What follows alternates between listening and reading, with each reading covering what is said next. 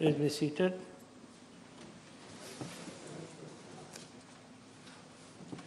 Honourable members, following the point of order raised by Honourable Ramphal,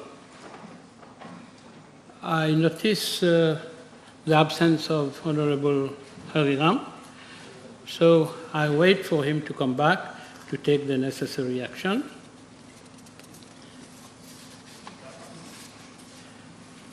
Honourable members, I named the Leader of the Opposition, Honourable Shakil Mohammed, earlier today for disregarding the authority of the Chair and for his grossly disorderly conduct for uttering the following outrageous words to my address when ordered to leave the chamber. You are a shame to this office. You are worth nothing else. You are the protector of those anti-democrats. You are a shame to this democracy. I don't care about your orders. Mr. Speaker, sir, in view of your decision to name the Honourable Shakil Mohammed, I beg understanding Order 17.3 to take the time of the House for urgent business. Seconded motion. The question is that the Honourable Deputy Prime Minister be allowed under Standing Order 17.3 to take the time of the House for urgent business. Those in favour say aye, those against say no. Aye. The ayes have it. Mr. Speaker, sir, having obtained your permission, I beg to move under Standing Order 29.1 to present a motion without notice. Seconded. Seconded.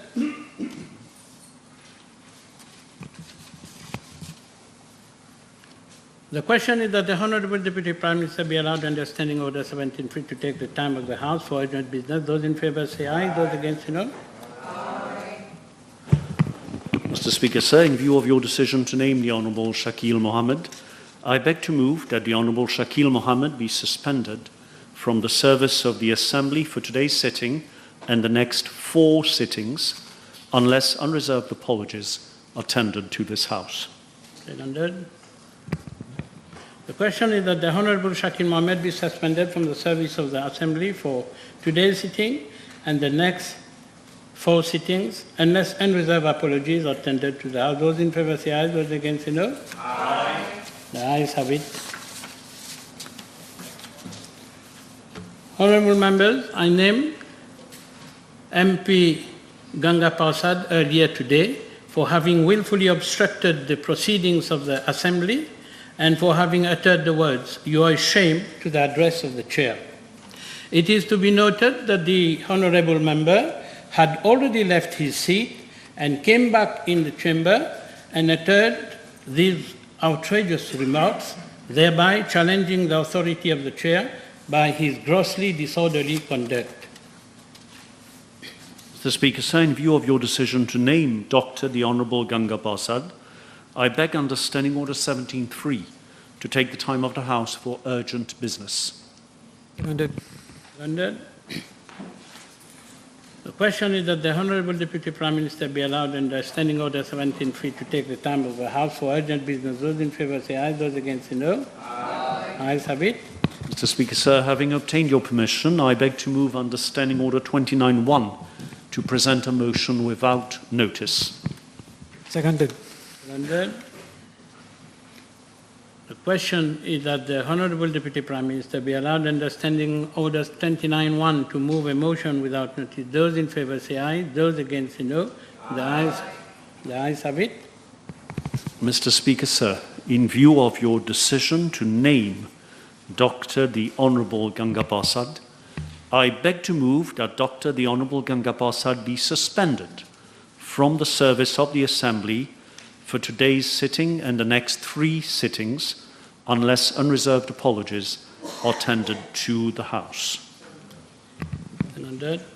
The question is that MP Ganga Parsad be suspended from the service of the Assembly for today's sitting and the next 3 sittings, unless unreserved apologies are tendered to the House. Those in favour say aye, those against say no. Aye. The ayes have it. Next question. I now call MP Lobin. Thank you, Mr. Speaker. B394, please. Mr. Speaker, sir, It is an undeniable fact that traffic congestions have increased and are becoming more recurrent across the country, especially within urban areas. The main factor that contributes to the growing and recurrent traffic congestions is the development and expansion of major towns, which leads to an increase in vehicular traffic entering and exiting the towns and its adjoining areas. Furthermore, the number of registered vehicles on our roads have also increased considerably during the last decade, from 465,000 and 5,200 to 676,000 and 44100, owing to the increase in quality of life of our citizens. Sir, the town centre of Vakwa and its adjoining regions are of no exception as regards traffic congestion. Prior to the extension of the Metro Express corridor, my ministry and Metro Express Limited engaged on a stakeholder consultation exercise in these regions, involving the TMRSU, the RDA, the NLTA, the police, municipal councils, L&T and rights, and following surveys conducted, new road schemes and related infrastructural works were identified.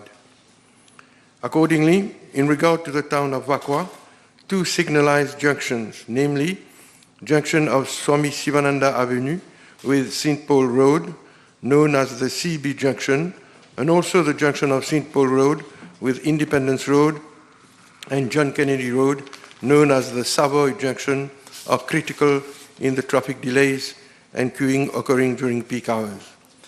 Following assessment made and as recommended by the TMRSU, actions to mitigate the traffic congestions at Vakwa and its surroundings have already been initiated and are as follows.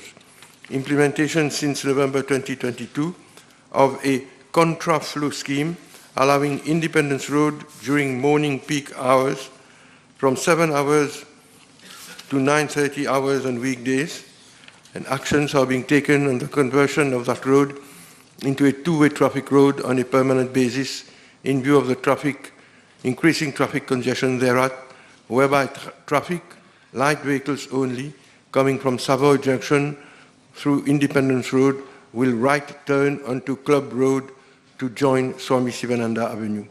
Parkings will not be allowed along Independence Road, for which a public relation exercise is being conducted by the municipality of Vakwa Phoenix. Secondly, the provision of an additional lane with adequate storage capacity along St. Paul Road between Savoy Junction and Swami Sivananda Junction near CB. Land vesting exercise has been completed and the RDA will undertake this road construction project. Hence, the double of the initial number of vehicles will be able to proceed through the junction in the same allocated green time. Thirdly, improvement of the turning radius of Independence Road onto St. Paul Road at Savoy Junction. The traffic signal plans will thereafter be optimized for the new configuration at the above junctions. Sir, in respect of the adjoining regions, the RDA, in collaboration with the TMRSU, are implementing the following works to improve traffic flow and to reduce the existing queue lengths on the approach roads. 1. Provision of a slip lane, left turning lane from Floreal Road onto St. Paul Road up to Siwabapu SSS, for which land acquisition is underway. Secondly, additional lane along St. Paul Road from Green Avenue up to junction with Swami Sivananda Avenue. Land acquisition is already underway. Thirdly, a third lane along St. Paul Road from its junction with Naletambi Road up to Floreal Road. The design is being undertaken by the RDA in consultation with the LDA with a view to integrating a land drainage project under the National Land Drainage Program in the region of Floreal. Fourthly, provision of a left turning lane from St. Paul Road onto Naletambi Avenue up to Stevenson Road. Works order has been already issued and works are expected to be completed by October of this year. And fifthly, extension of the existing third lane by converting part of the parking spaces along Stevenson Road near the Metro Park and Ride with its junction with Swami Sivananda Avenue. Sir, furthermore, the following junctions are currently being studied by the TMSU for improvements. The junction Sadali Road, Ali Briand Road, Floréal Road. And secondly, Diol Junction, Vacqua La Marie, and John Kennedy Road. The above junction improvements would entail the provision of adequate turning radius and improve lane width to allow for efficient vehicle maneuvering. The optimization of the traffic signal timings, where applicable, would accordingly be looked into. The above mentioned improvements will also require the relocation of adjacent bus stops, provision of bus laybys, where required, and elimination of haphazard parking near these junctions. My ministry is urging the TMRSU to come up with concrete proposals for implementation to bring about the needed improvements at the above two junctions. Currently, according to the police, regular police are being deployed daily during peak hours in the morning and afternoon on weekdays at strategic junctions to ease the traffic flow. In view of increased in traffic throughout the day, a case has been made to the Commissioner of Police for additional manpower to ensure continuous traffic control at 4 main strategic junctions in Vacqua, mainly at Glen Park, Diol, Savoy, CB, and Sadali Ali Briand intersections. Mr. Speaker, sir, the RDA, as part of its road decongestion program, has already implemented the Palmer Stone flyover and phase 1 of the La Brasserie Bessonge link road to alleviate traffic congestion in the region of Vacqua. Moreover, the RDA is currently implementing phase 2 of the said link road, which consists of a carriageway from La Marie, passing through the village of Henrietta and ends at Bessonge. Same is expected to be completed by July next year. To this end, the Hollywood Bridge has been reconstructed with a carriageway width of 7.5 meters, and improvements are being brought to the Hollywood Branch Road, which will be connected to the La Brasserie Bessonge link road, whereby works have already started.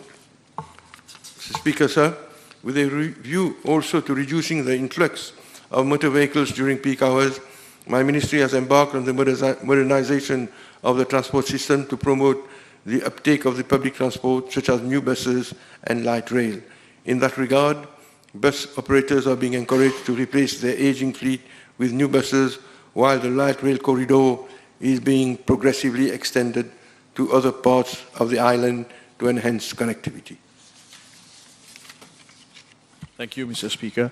May I ask the Honourable Minister if he could table the comprehensive study conducted by the TMRSU with regards to those implementations that are ongoing or that will be done with regards to alleviating traffic congestion in Vacqua?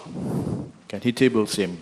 Mr. Speaker, there is no formal or official TMRSU study as such. At the time of the implementation of the light rail project, a master plan for traffic diversion was done for the whole region from Cupip, Quatre-Bornes, Vacqua, and so on. But as I said, Mr. Speaker, sir, with regard to Vacqua itself, the TMRSU, during the past, since the implementation of the metro especially, has been identifying all the issues, all the problems that give rise to traffic congestion, and has come up with the different measures that I've just elaborated.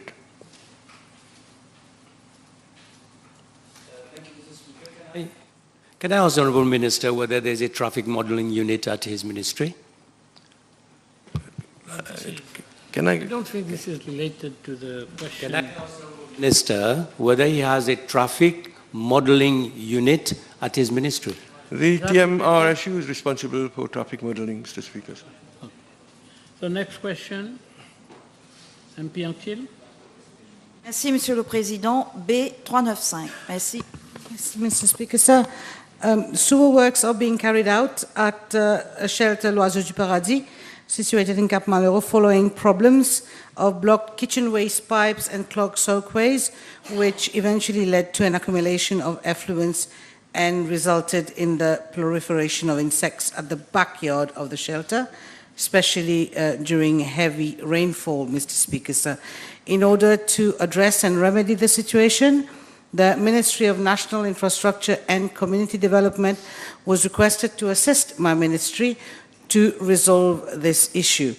Following an inspection by civil engineers of the ministry, the contract of works was awarded to a district contractor under the framework agreement. The contractor, Mr. Speaker, sir, took possession of the site, which is only a part of the entire compound. The works have started on the 15th of April this year and is expected to be completed by the 14th of June this year. The works are being carried out during daytime when children are in school in order to protect their health and well-being. Mr. Speaker, sir, to further ensure the safety protection of the residents and the staff of the shelter, the contractor has fixed hoarding green nylon membrane of more than 2 meters high along the perimeter of the construction area. The hoarding membrane used is specially designed for construction sites. It also prevents dust and other debris from spreading outside the construction site. In addition, it seals off the site by keeping the environment clean and minimizes health risks such as respiratory issues that can be caused by dust inhalation. As a further precautionary measure, Mr. Speaker, sir, access to site is strictly controlled by a locked metal gate. The staff of the shelter have been requested to be more alert and vigilant with regards to the minors there. The residents have also been sensitized on the dangers within the construction site and instructed not to venture near the site. The security officers have been informed to remain focused and more alert in their work, especially at the areas where works are being carried out. Thank you. You may ask supplementary for clarification, not new question. Merci pour vos précieux conseils, Monsieur le Président. Alors, peut-on savoir de la ministre pour quelles raisons les travaux d'assainissement ont été interrompus depuis hier? Merci. Mr. Speaker, sir, I do not have the information that the work have been interrupted. I shall find out and revert back to the House. Je vous remercie, Monsieur le Président. La ministre peut-elle indiquer à la Chambre si toutes les mesures ont été prises pour protéger les enfants? Pourquoi son ministère a demandé au personnel de signer un mémo les rendant responsables de la sécurité des enfants pendant les travaux, alors qu'il incombe au ministère d'assumer l'entière responsabilité? Merci.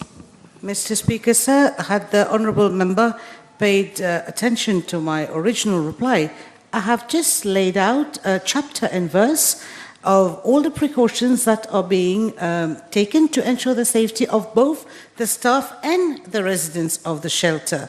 With regards to why the caregivers or the staff has been made to sign whatever memo she's making reference to, yes, the ministry is responsible for the safety of both the staff and the residents, but that is why we have officers who work in that particular institution, so that I cannot go and stay there and watch over the safety of the children. That is why there are officers who work within that institution to ensure. Part of the job is to ensure the safety of the residents, Mr. Speaker, sir. Honourable members, following the point of order raised by Honourable Rampol earlier, I have to inform the House that I perused the records and noted that Honourable Minister Hari Ram uttered the following words: leader de l'opposition communale. Therefore, I invite the Honourable Minister to withdraw these objectionable words and request him to present his apologies. I apologize and withdraw, Mr. Speaker, sir. Thank you. Next, MP Johanna Béranger. B396. Mr. Speaker, sir, with regard to the area of Sognac, which fall under the purview of the Municipal Council of Quatre-Bornes, I'm informed by the Council that no outline planning permission has been issued to Vital Care Company Limited. I'm further informed that, in fact, there is no application for an OPP from the said company. The question, therefore, does not arise. So, we move to the next question. No. The minister replied there is no. Question doesn't arise. No application. Order. Order first. Repeat your reply.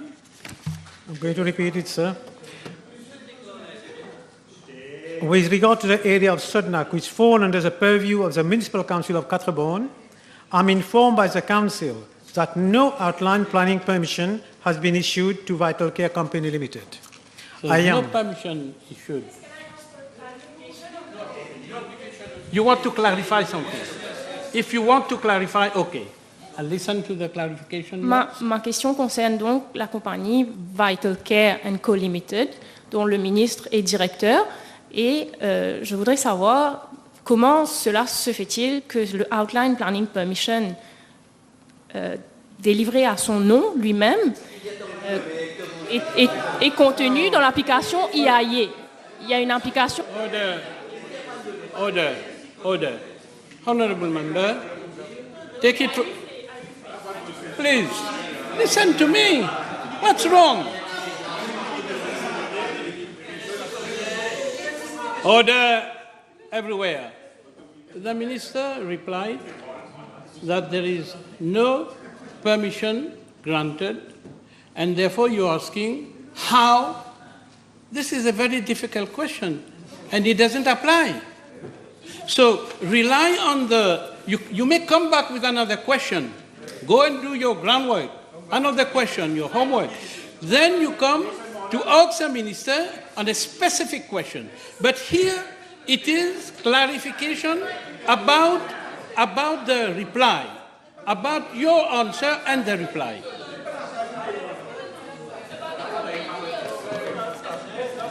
So I'm not going to discuss with you. I've already ruled. So what are you talking about? You want to go out? I need to ask questions. I need to do my job. What is your job? Asking fake questions? This is your job? You're paid to ask this category of questions? You should know that there is a standing order. You should know what is written in the standing order, what kind of supplementary question. You don't even know what is a supplementary question. Next question. B396. Looking at you. You're paid for the... B397. Mr. Speaker, sir, I'm informed that the National Housing Development Company complex in Beji-Tombo falls under the administrative jurisdiction of the District Council of Pamplemousse. I'm informed by the District Council of Pamplemousse that scavenging services are provided once a week in the residential areas within the Tombo Bay by its private contractor as per an established program of work. Hence, the same service are provided at the National Housing Development Company complex in Beji-Tombo. Moreover, there are 3 concrete bins which are used by the residents of the National Housing Development Company complexes at Beji-Tombo, and these bins are emptied thrice weekly thereat, following an arrangement with the scientific. Yes, Mr. Speaker, it's a matter of great concern that scavenging services is provided only once a week at Beji-Tombo complex, Beji-Tombo NHDC. So therefore, is the Honourable Minister aware of the unhygienic, unsanitary and unhealthy conditions at NHDC Beji-Tombo, and whether consideration will be given to increase the frequency of collection of the garbage? Mr. Speaker, sir, I get the impression the Honourable Member has not listened to my reply. Firstly, I've said it's collected on a Monday, and 3 times a week. 3 times a week, you have 3 bins there. These bins are very big. They are about 14 cubic meters. You have 3 bins there, which are emptied 3 times a week on the request of the Syndic. So, Speaker, on a clarification, can I ask the Honourable Minister clearly? Is the garbage collected once a week or is it collected thrice a week? My question is simple. My answer is simple as well. It is on Monday it's collected regularly, but then you have 3 bins, which is about, I've just... no further debate. To me. No further debate. Listen to me. Please, Why are you please, making a lot of noise? please. Listen to me.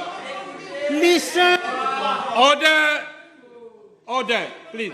Please, please. The answer has been given. Now I call the next question, MP Duman. B398. Mr. Speaker, sir, allow me to, at the very outset to express from this side of the House our sincere compassion to the 2 staff of the Trust Fund for Specialized Medical Care for the burn injuries sustained during the incident which occurred on 8th May 2024 on their site of work.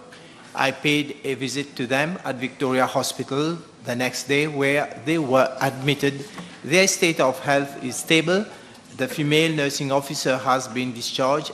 We wish them quick recovery from this side of the House. Outright, I would like to point out that there is a difference between oxygen gas cylinder and combustible gases used for domestic purposes, what we call cooking gas.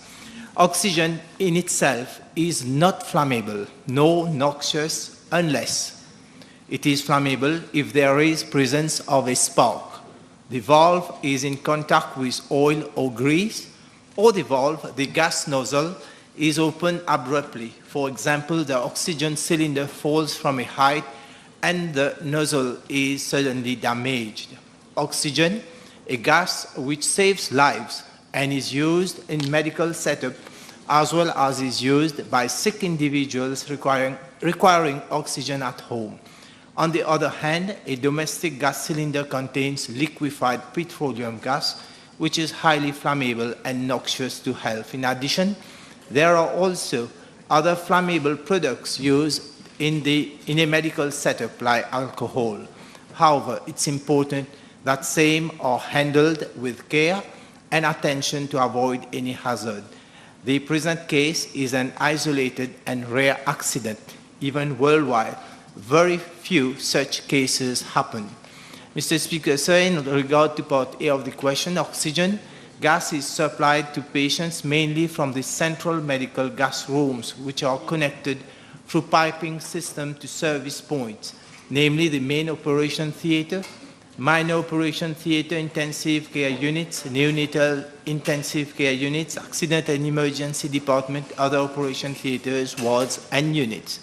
Moreover, portable oxygen cylinders fitted with appropriate regulators are also used in hospitals, including the cardiac center and health centers, to supply oxygen to patients. In the present case, one specialized nursing officer, assisted by one nursing aide, were preparing a portable oxygen cylinder for transportation of a patient from the operation theater to the ICU. However, as per preliminary investigation, while the specialized nursing officer was fitting the flow meter in the oxygen cylinder and manipulating the valve, oxygen under pressure came out of the cylinder outlet and hit the electrical wirings of nearby machines, thus producing sparks which caused the fire outbreak. On witnessing the incident, staff from the vicinity promptly used the existing fire extinguishers to put out the fire. Immediately, first aid care was given to the 2 injured staff, and they were transported by SAMU to Victoria Hospital for treatment at the burns unit. An inquiry is in process, the report of which will determine the exact cause of the incident. Mr. Speaker, sir, in regard to part B of the question, the Trust Fund has already initiated necessary procedures to have a valid fire certificate for the center since 2023, and same is still in process. On 12 September 2023, the Safety and Health Officer of the Trust Fund has returned to the Fire and Rescue Service for necessary inspection. There were 29 fire extinguishers before the incident, and the number is still the same. As per section 4.15 of Fire Code's guidelines, inspection of fire extinguishers is done on a yearly basis. The last inspection of fire extinguishers at the trust fund by the representatives of Fire and Rescue Service was done in May 2022. Thank you, Mr. Speaker. Honorable Minister, so they don't have a valid fire certificate there. Honorable Minister, fire extinguishers have not been serviced for last 8 to 9 years, when it was supposed to be carried out yearly. And you just said it has, last time it has been done, it was in 2022. So putting lives of patients, public, and the staff at risk, would you come with corrective measures to do it regularly? Mr. Speaker, sir, I stated earlier in the reply that last time it was done in 2022, 2022, 24, 24, it's not 8 years.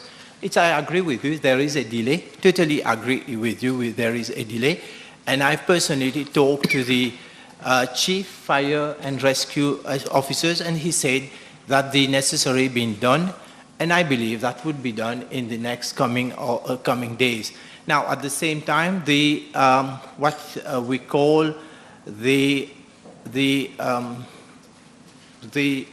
officers who are responsible for the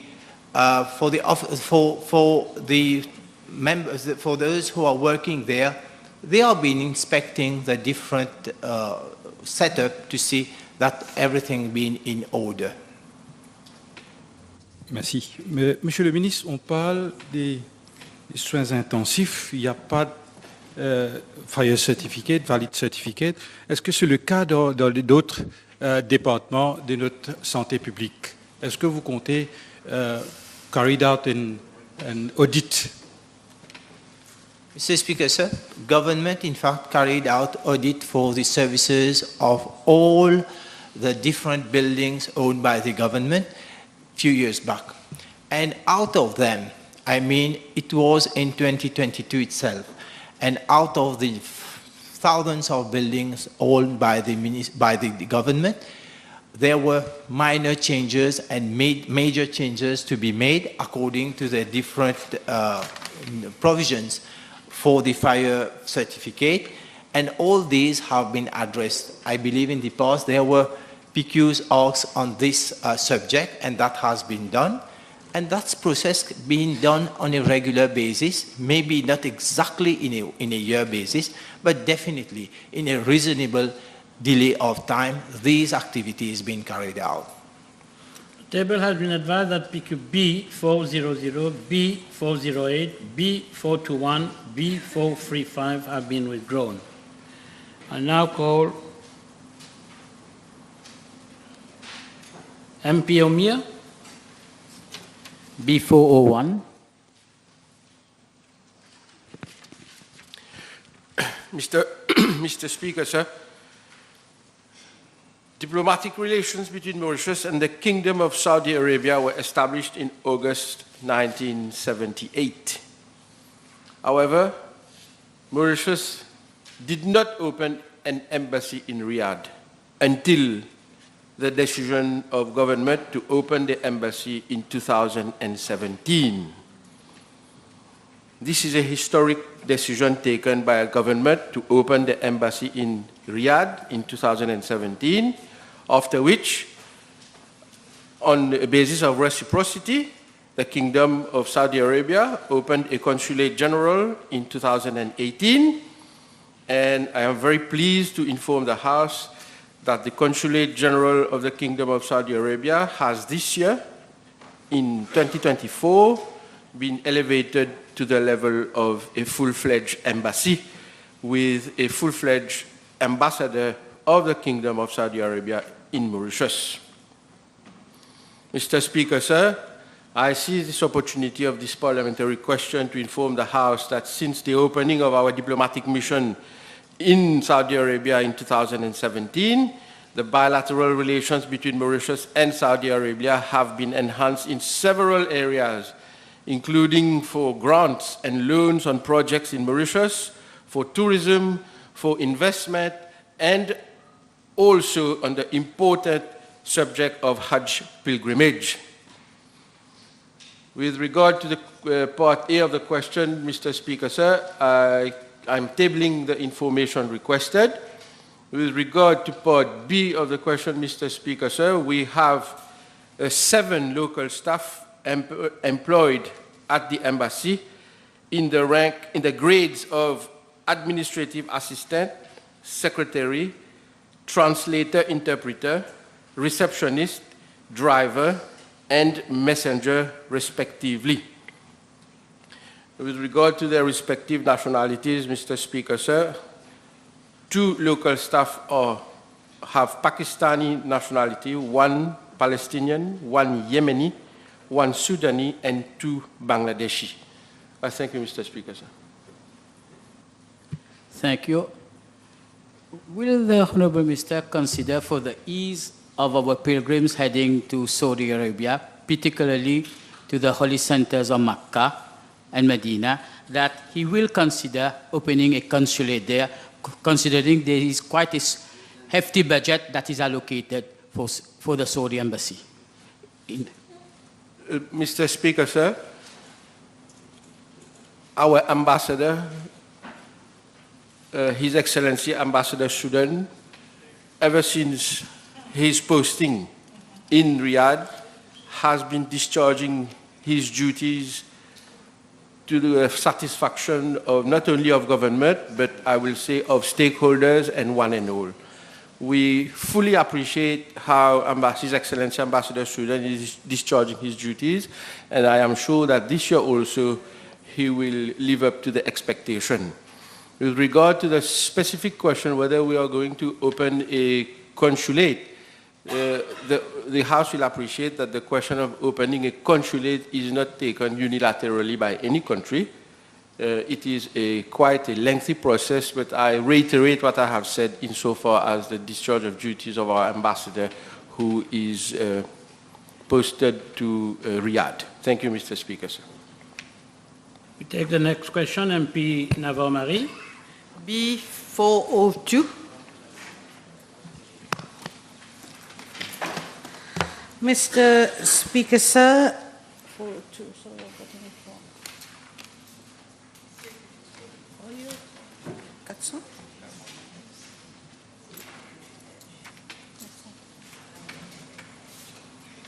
I do apologize, Mr. Speaker, sir.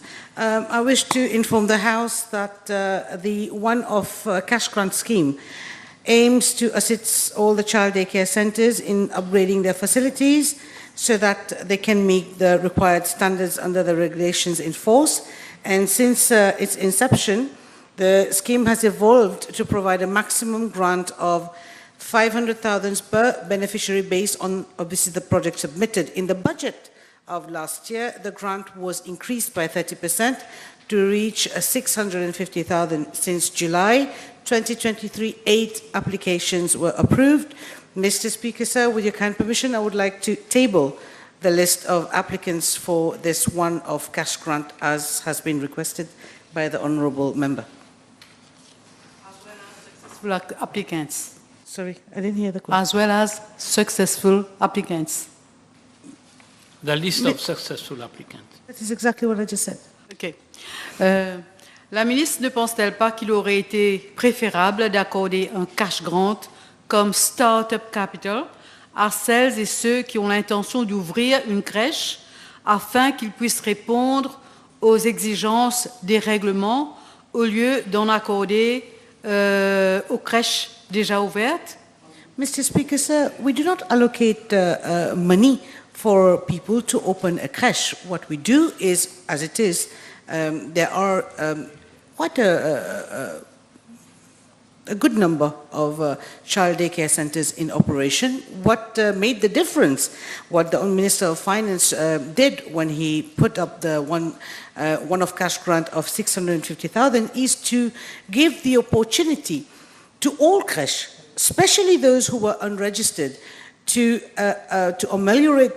améliorer leur qualité, their standards, so that they can comply with the Child Daycare Centres regulation of 2022. Therefore, no, we are not going to be providing, the government is not going to be providing money for somebody to start a child daycare centre. It is their responsibility to start at least. MP Outim. L'un des règlements pour ouvrir une crèche est l'espace de 3,25 mètres carrés requis par enfant à l'intérieur et de 7 mètres carrés par enfant à l'extérieur. La ministre ne pense-t-elle pas que cet espace requis est quelque peu exagéré et que pour pouvoir respecter cela, les crèches doivent trouver un plus grand espace, donc loyer plus fort et répercussions négatives sur le budget familial? Mr. Speaker, sir, if the required space had been anything less than what has been stipulated in the regulation, there would be a question, undoubtedly, that the space is too little. Now that we have come up according to standard and practices across the globe, and obviously taken into consideration our local context, and we have defined the space, the area required inside and outside per child. It is now the question being put to the House is it not too much? So, Mr. Speaker, sir, coming to the second part of the question put by the Honourable Member, one has to remember that government is offering 2,000 rupees for every child that is born, from the time the child is born all the way up to when the child turns 3 years old. And this is the period from 3.5 months old, for which there is the maternity leave period already.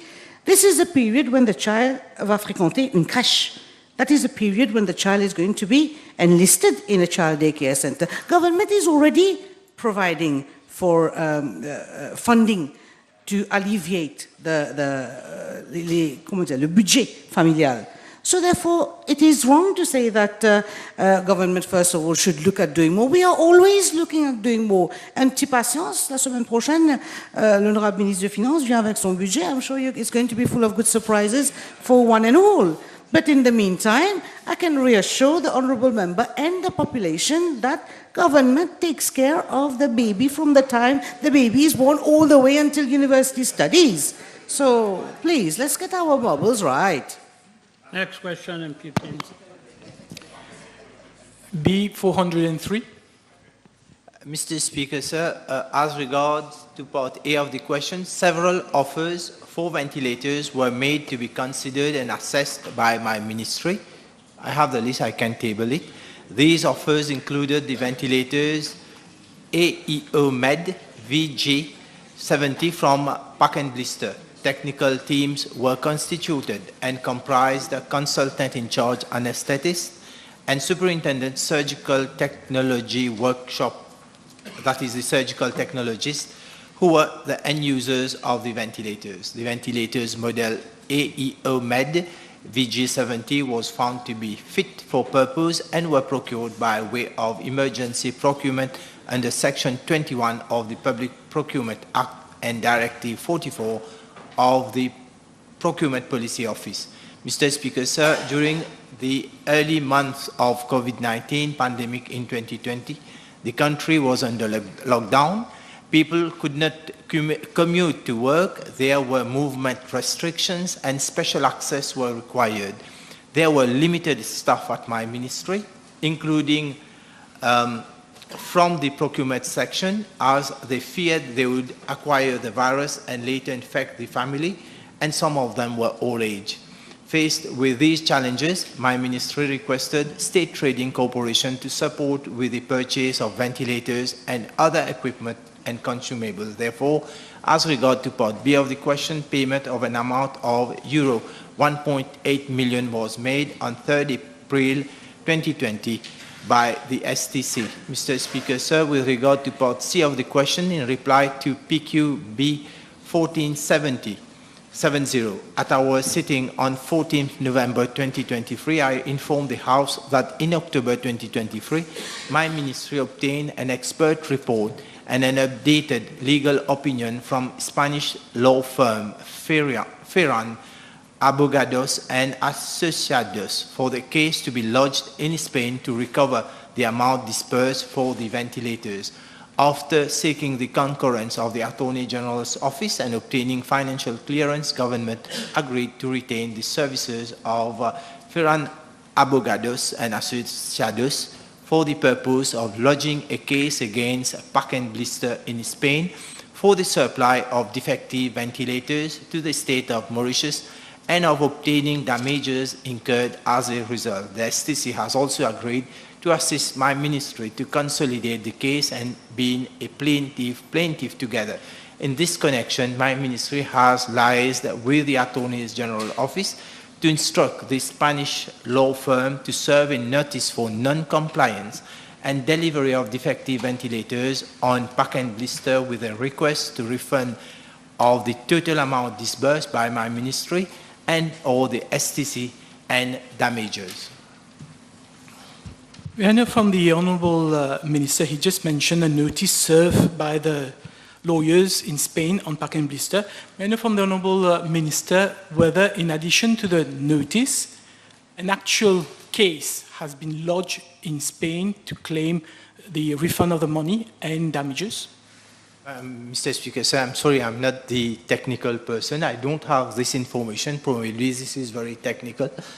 But I will definitely have an answer for this, to give a reply. The first part of the question was about the procurement of these 50 ventilators which were defective. Is the Honourable Minister today, after 4 years, in a position to inform the House who recommended Pack and Blister for the award of the contract to them? I stated earlier in my reply, we had a series of offers during that time in 2020. I can table this document. And this series, the recommendation was made by the technical, that is the technical teams were the consultant in charge in anesthesia, the superintendent surgical technologist workshop, that is the surgical technologists. They were who recommended the use of this ventilator. Next question, MP Abassaman. Yes, thank you. B404.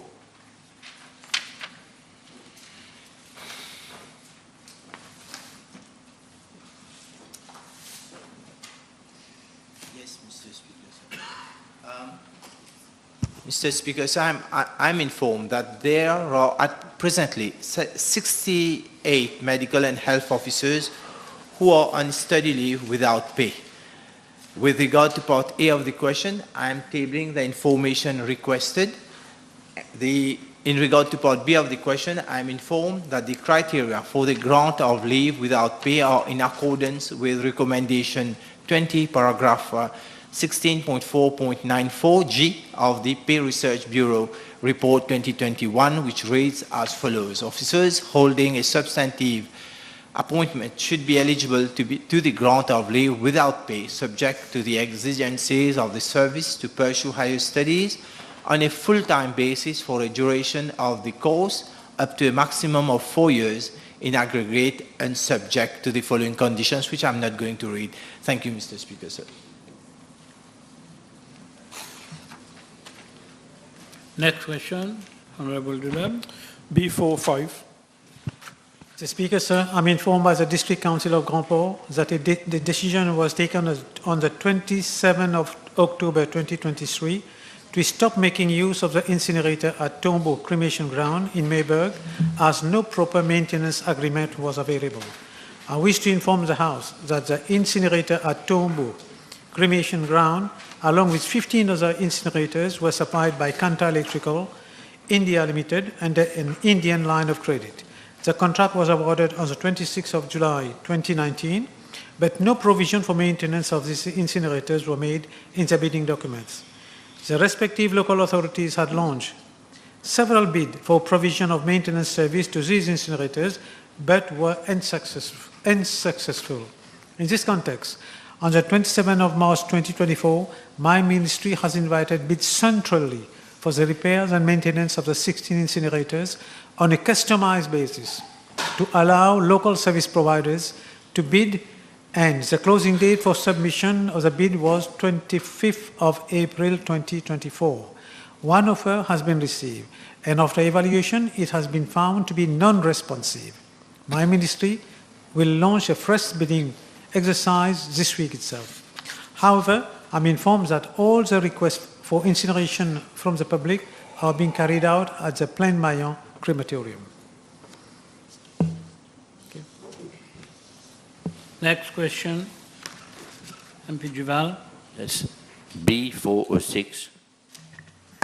Monsieur le Président, j'ai été informé par la Mauritius Revenue Authority que le montant de la taxe collectée sur les paris pour les années financières requises est le suivant. Pour l'exercice 2020-2021, 506 millions de roupies. Pour l'exercice 2021-2022, 390 millions de roupies. Pour l'exercice 2022-2023, 496 millions de roupies. Et pour la période du 1er juillet 2023 au 16 mai 2024, 282 millions de roupies. En ce qui concerne le montant prévu de la taxe sur les paris pour l'exercice 2024-2025, actuellement, mon ministère travaille sur l'estimation et les chiffres seront publiés dans le budget, dans les budgets estimés de 2024-2025. Merci. Nous sommes tous d'accord, Monsieur le ministre, que cette industrie est au plus mal et fait face à une baisse incontrôlable du betting de la part et de la confiance des Mauriciens de l'actuelle organisation des courses. Le ministre peut-il nous dire, avec une baisse drastique des revenus, qu'a-t-il l'intention de revoir avec la GRA afin de revenir sur cette décision que de donner seule à la People's Turf la gestion du champ de masse? Monsieur le Président, j'ai demandé au régulateur, la GRA, les raisons qui ont pu affecter les recettes. Ils m'ont avancé que en 2023, sur les 40 courses approuvées par l'autorité, ils ont dû abandonner 12 en raison du mauvais temps. Donc,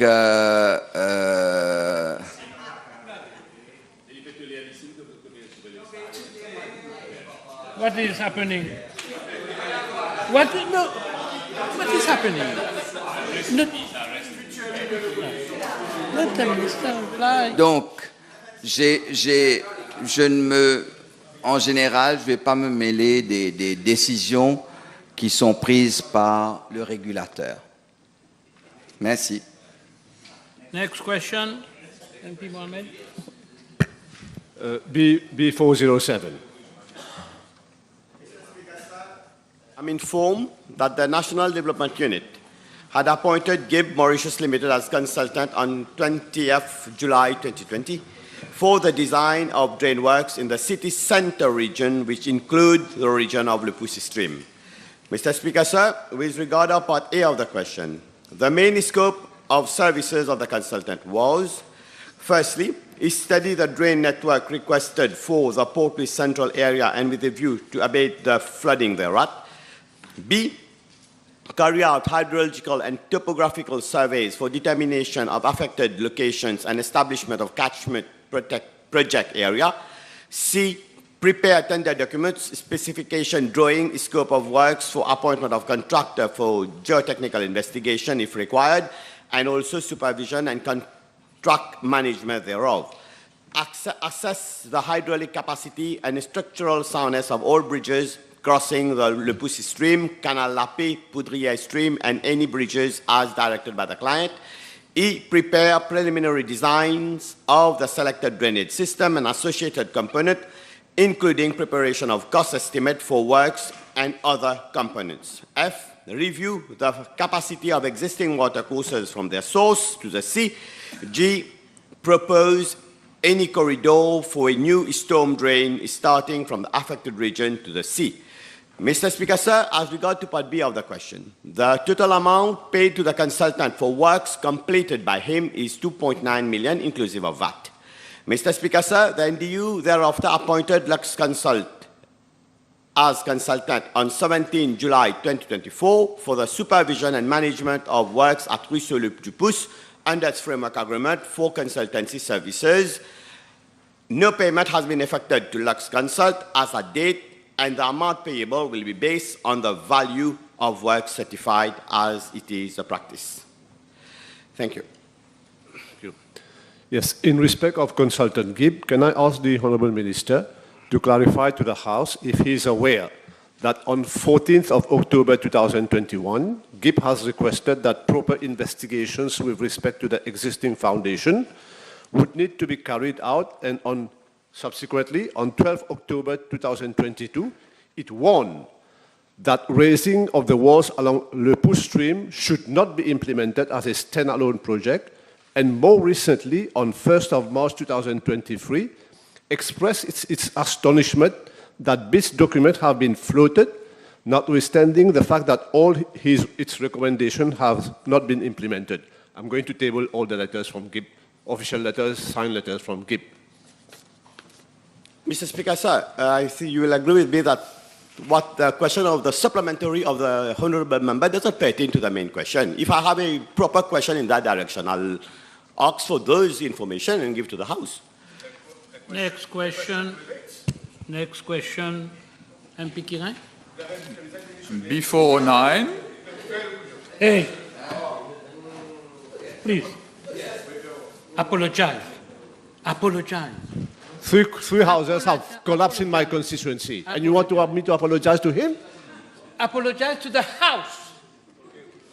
Ou fait serment. Fait serment, House. Apologize to the House.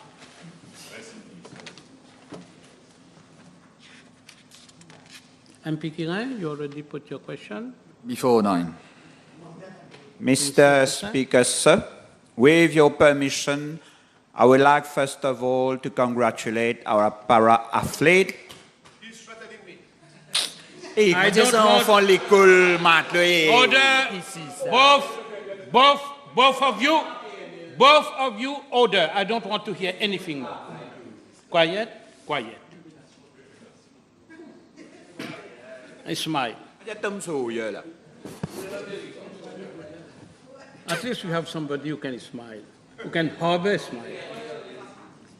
Minister Toussaint. I'll start again, Mr. Speaker, sir, because some of the other side are behaving like Tom Sawyer. Mr.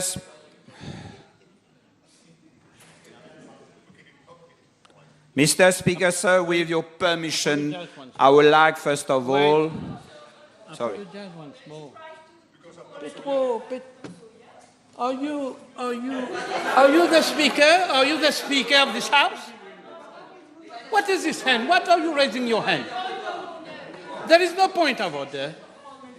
Apologize for that. He apologized. On your point of order, he apologized. So anytime you think you can just ask a point of order, or anytime you can intervene, this is question time, you already put your question. You think this is a bazaar? This is a parliament, member. Quiet. You're arguing with the chair, please. You're arguing against the chair, please. Move out of the House. Move out of the House. This is her right. Move out of the House. Move away. Minister. I start again. Mr. Speaker, sir, with your permission, I would like first of all to congratulate our para-athlete, Miss Anaïs Angeline, who won a silver medal in the long jump event at the Para-Athletics World Championship in Japan, and wish good luck to other para-athletes still in competition. For recall, the project Horizon Paris 2024 was launched in 2020 by my ministry with a view to providing appropriate support to Mauritian athletes for their preparation up to the 2024 Olympic and Paralympic Games, scheduled to take place from 26 July to 11 August 2024 and 28 August to 8 September 2024, respectively. An initial evolving list including 15 athletes and para-athletes was made. Subsequently, a new structure for the Horizon Paris 2024, renamed as Association Hope, was launched in September 2022 to provide a better framework for the preparation of the athletes and para-athletes for the upcoming Paris 2024 Olympic and Paralympic Games, and to extend that preparation towards the 2028 Los Angeles Games. The Association Hope aims to qualify the maximum number of Mauritian athletes and para-athletes for the Paris 2024 Olympic and Paralympic Games and the Los Angeles 2028 Olympic and Paralympic Games, with great expectations for the para-athletes who are considered high potential medalists. The Association Hope has retained a list of 22 beneficiaries who have received financial support to the tune of 19,395,64.46 over a period of 4 years for their preparation for the Paris 2024 Olympic and Paralympic Games. The following criteria were used to select athletes on the list of the beneficiaries of Association Hope. A, should have the potential to be a medalist, should have been an African medalist or be ranked among the top 15 in the world, and C, should meet the performance objectives set. I'm pleased to inform the House that as at date, 7 athletes have qualified for the Paris 2024 Olympic Games, while 4 para-athletes have qualified for the Paris 2024 Paralympic Games. The qualified athletes for the Paris Olympic Games are 1. Marie-Paul Perrier, Athletics, Kate Foucault, Badminton, Julien Paul, Badminton, Christophe Rougier-Lagan, Cycling, Kimberley Lecoux de Billeux, Cycling, Jean de Falbert, Sailing, and Julie Patureau, Sailing. And for the Paralympic Games, the para-athletes are Noémie Alphonse, Anaïs Angeline, Roberto Michel, Giovanni Philippe. With your permission, Mr. Speaker, sir, I will now table the sum allocated by Association Hope to each athlete and para-athlete on its initial merit list established since the beginning of their preparation for the Paris Olympic and Paralympic Games. Thank you. Président, permettez-moi à mon tour. Clarification. Permettez-moi à mon tour de saluer nos athlètes paralympiques qui se trouvent actuellement au Japon et fidèles à leurs habitudes font honneur au pays. De ce fait, Monsieur le Président, l'honorable ministre est-il informé que les athlètes qualifiés ou qui sont toujours à la recherche de leur qualification pour les JO de Paris ont déploré un manque de soutien financier dans le cadre de leur préparation? De ce fait, peut-il nous dire, l'honorable ministre peut-il nous dire si son ministère compte allouer une somme additionnelle à ces athlètes et aux fédérations concernées, ou compte-t-il, encore une fois, solliciter l'association Hope pour justement accorder une somme supplémentaire aux athlètes et fédérations concernées? Monsieur le Président, débourser des sommes pour nos athlètes relève définitivement des demandes de différentes fédérations. L'association Hope a été créé dans ce sens pour aider à travers les sponsors qu'ils reçoivent. Et je remercie énormément toute l'équipe de Hope sous la présidence de M. Dominique Filleul, les différents sponsors de Hope, pour leur contribution. Maintenant, l'honorable membre vient de dire dans sa question les athlètes.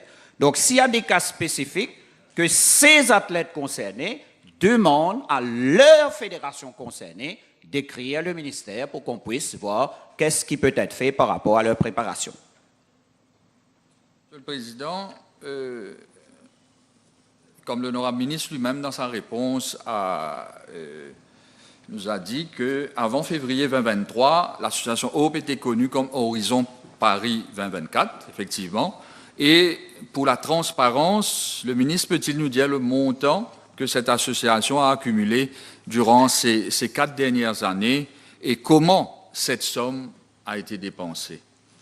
Alors, Monsieur le Président, je n'ai pas les chiffres exacts avec moi en ce qui s'agit des différentes sommes que l'association Hope a en sa possession. En ce qui s'agit de déboursement, tout est là dans le document que je viens de déposer à la Chambre. Next question, MP Juman. B410. Mr. Speaker, sir, in my reply to PQ B 201 on 16th of April 2024, I informed the House that for the first time ever, pilgrims have been given 2 options to choose from, namely the traditional route and the Azizia route. About 1,000 pilgrims have selected the Azizia option, regrouped with 7 Hajj operators, while 650 pilgrims have opted for the traditional route, regrouped with 8 Hajj operators. To this end, the composition of the Hajj mission has been worked out, taking into consideration that there would be 2 groups of Mauritian pilgrims, one proceeding through the traditional group and the other through the Azizia route. With regard to part A of the question, I'm informed by the Islamic Cultural Center that the composition of the Hajj Mission 2024 is as follows. Mr. Yusuf Salim Mohamed, Chairperson of the ICC, Mr. Swadek Somali, Mr. Abdul Ghafour Qasim, Mr. Murtuza Boudou, Mr. Rafiq Komali, Mr. Hossein Jaoudi, Mr. Sheikh Ahmad Siddiq Kadir Saib, Mr. Mohamed Mamad Tegali, Mr. Abdul Wahid Romatali, Mr. Ahmed Fauzi Kodabakas, and finally, Dr. Kamil Fatih Dougai. Government has left no stone unturned to ensure that the Hajj 2024 be performed in the best possible conditions. To this end, I'm pleased to inform the House that for this year's Hajj, His Excellency Shaukat Ali Sudan, along with officials of the Mauritian Embassy in Saudi Arabia and the Consulate of Mauritius in Dubai, would be fully involved with the Hajj mission and also assist Mauritian pilgrims. The presence of Ambassador Sudan would in no doubt ensure a coordinated effort and assistance with the Saudi authorities. Mr. Speaker, sir, with regard to part B of the question, again in my reply to PQB 201, I informed the House that following discussions with the ICC, following discussion that the ICC had with Hajj operators, it had been agreed that for this year's Hajj, operators or group of operators with around 200 Hajis will be given an extra visa for a medical doctor. I'm thus informed by the ICC that we will have 9 doctors, including 2 lady doctors, who will offer medical assistance to Hajis. This is an unprecedented decision. The doctors will coordinate the effort to better serve our pilgrims. All expenses in relation to these doctors will be met solely by the Hajj operators. In addition, as has been the usual practice in the previous Hajj pilgrimage, the Hajj mission will comprise a medical doctor, as I mentioned earlier, Dr. Kamil Dougai. As regards the cost to be incurred by the ICC in respect of Dr. Dougai, I'm informed by the ICC that same would amount to approximately 370,000 rupees. Mr. Speaker, sir, as regards part C of the question, I'm informed by the ICC that the list of Hajj 2024 pilgrims cannot be rendered public by virtue of the Data Protection Act 2017. However, Should the honourable member need any clarification on the matter, I invite him to submit same to me in good faith, and I can reassure him that my ministry and the Islamic Cultural Centre would look into the matter. Mr. Speaker, sir, the first batch of pilgrims will leave Mauritius on 24th of May 2024. I therefore take this opportunity to wish a Hajj Mabrur to all the Hajis. I assure the House that my ministry will ensure a close follow-up with ICC and the Mauritian Embassy in Riyadh, in particular with Ambassador Sudan, to ensure that the Hajj 2024 be performed in the best possible conditions.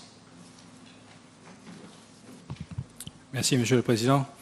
Monsieur le Ministre, après l'organisation scandaleuse de l'année dernière, aucune leçon retenue par le Centre culturel islamique ni par le ministère.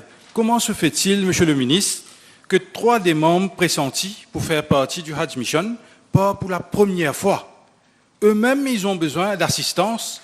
How can you expect them to assist Hajis? Mr. Speaker, sir, firstly, I would request you, Mr. Speaker, sir, to ask the honourable member de retirer le terme scandaleux. Il n'y avait rien de scandaleux in the Hajj Pilgrimage 2023. So, honourable member, this qualification is too heavy, so withdraw that word scandaleux. Ça a été scandaleux, Monsieur le Président. C'est pour cela que le chairman de l'ICC a été... You insisting? Yes, j'insiste que c'était scandaleux. Oui, Monsieur le Président. So the minister is telling you there is He can say whatever he wants. Scandalous, and you may say whatever He can you say want, whatever he wishes. and you may say Mais ça a whatever été you want. scandaleux. So I disallow this question. You have another question? Yes, I have. Yes, go ahead. Monsieur le ministre, peut-on savoir quels sont les critères pour sélectionner les membres faisant partie du Hajj Mission? Est-ce que ce sont les couleurs d'affiche, agents politiques? No, again, we have to respect. We have to show respect. We have to show respect. Either you withdraw that word, or again I disallow the question. Select members making part of the Hajj Mission. Have you withdrawn the words you've used? The scandalous word? Coller à l'affiche? OK, coller à l'affiche, OK. You withdraw? I withdraw. OK.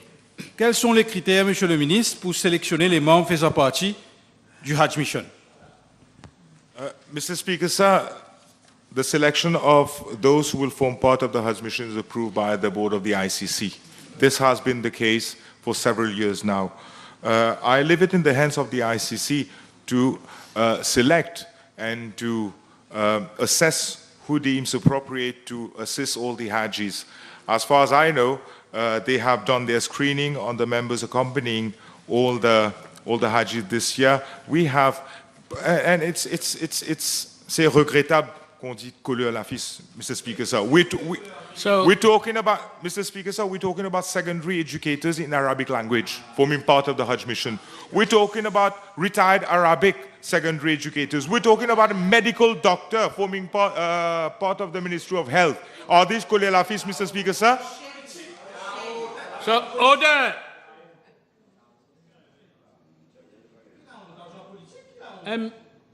So, Honorable Juman, what is happening? What is happening? Listen. You have the right to put a supplementary question. You put your supplementary question. You get a reply. So you make a debate.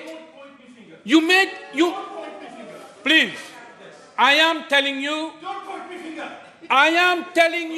to walk out from here.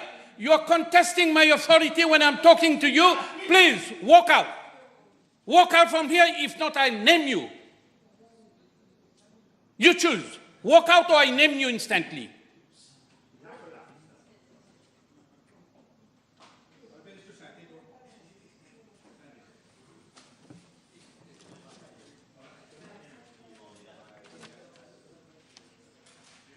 Next question. E411, sir.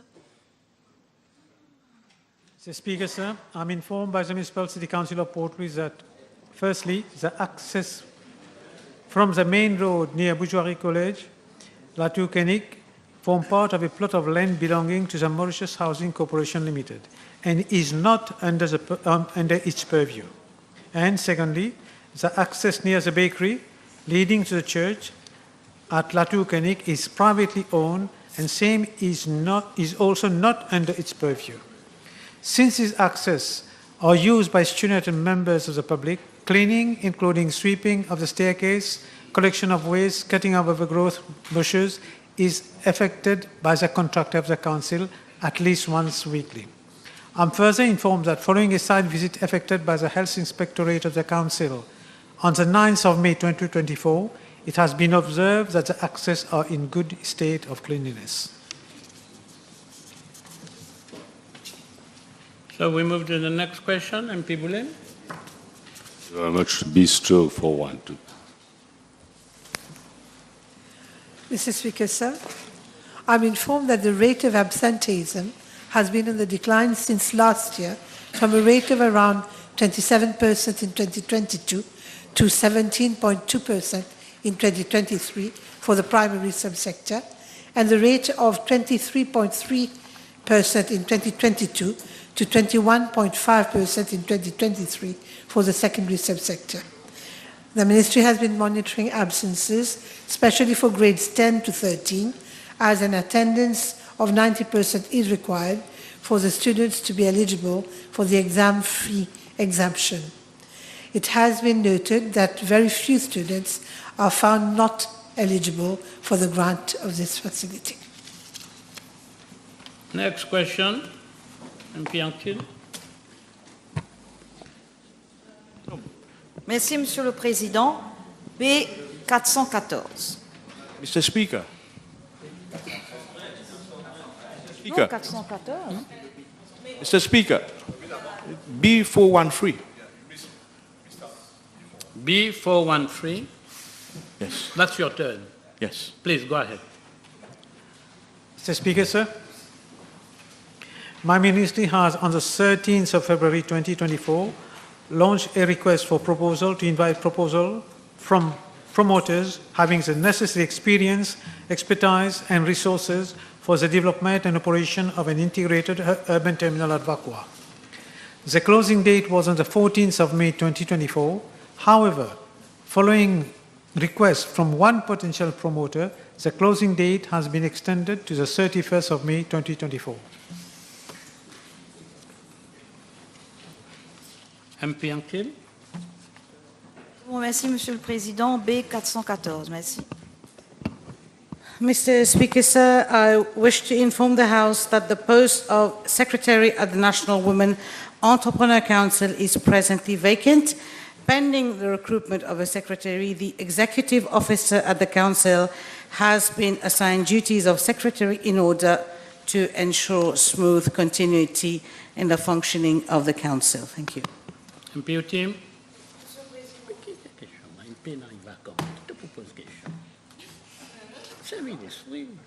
The post is vacant. There's no. What question are you asking? No, I decide. There's no supplementary question. MP team, go ahead.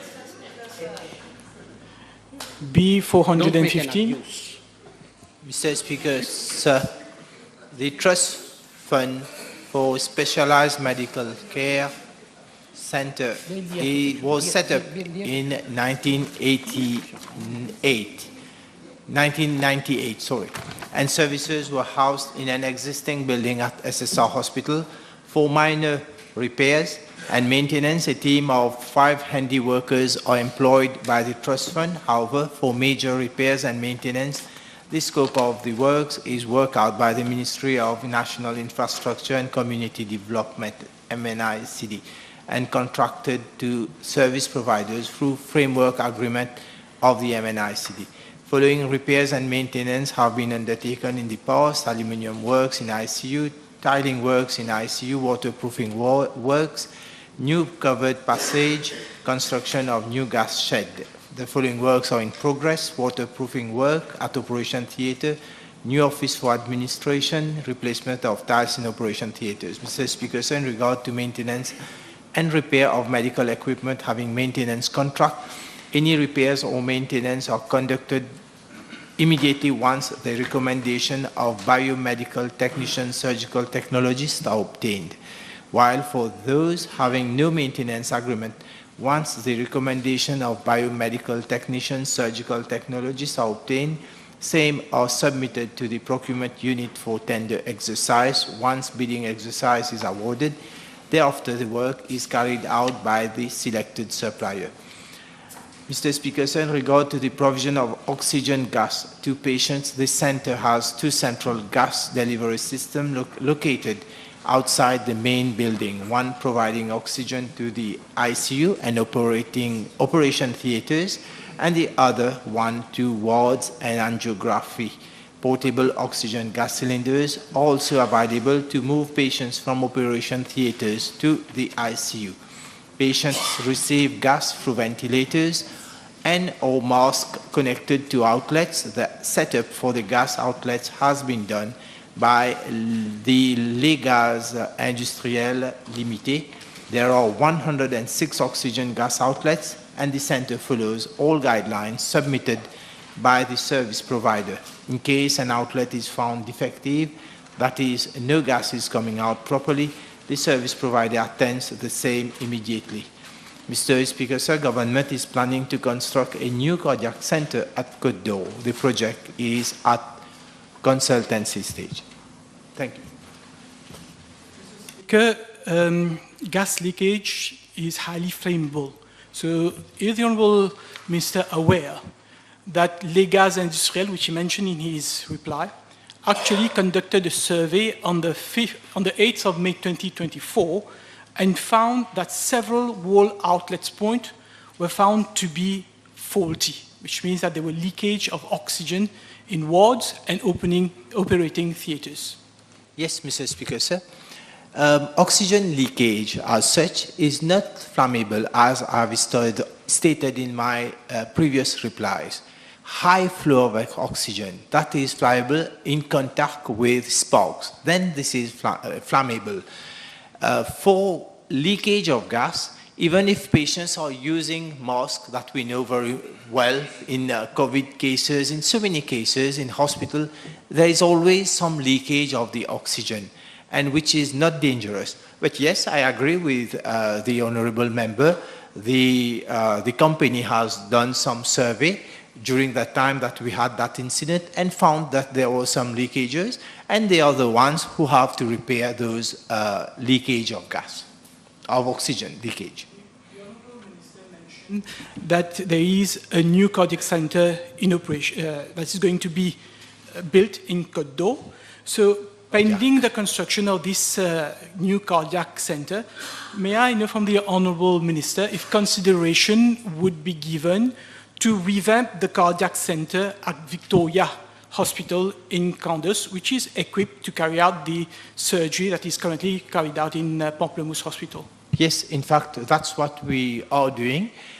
Since the opening of the new, the National Cancer Center, the RT wards that was present, that were there at RT, just near the opposite the cardiac center, that will be taken by the cardiac unit, and obviously we will have more wards.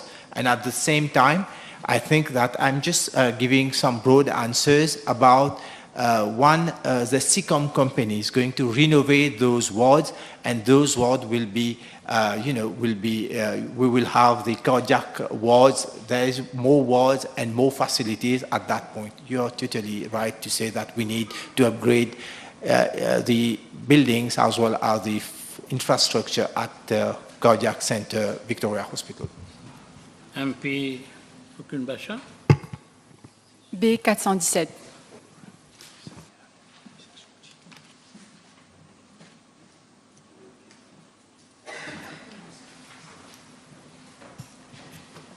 Yes, Mr. Speaker, sir.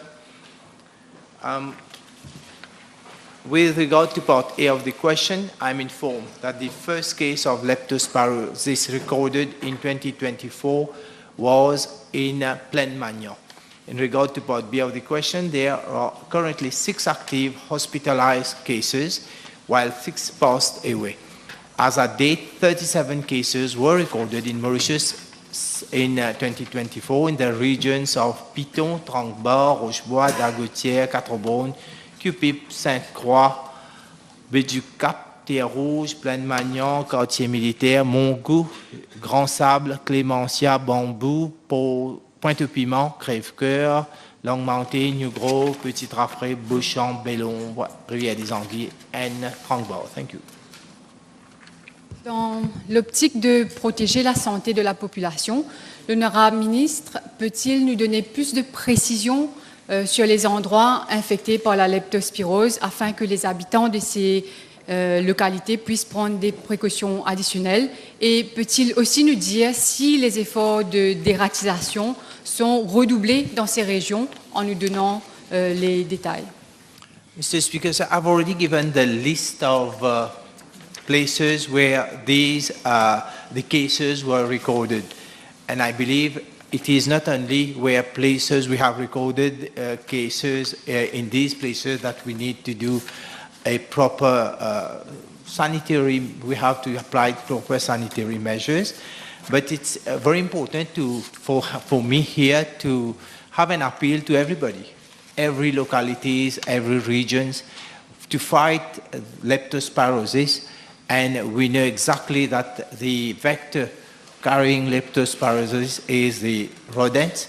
What we can do is have a rodent control, and that's what last week I urged all different authorities, municipalities, district council, they all have to clean that environment, because where you were going to have rodents, rats, you'll have an increase in the population of rats, and the risk for leptospirosis will be higher.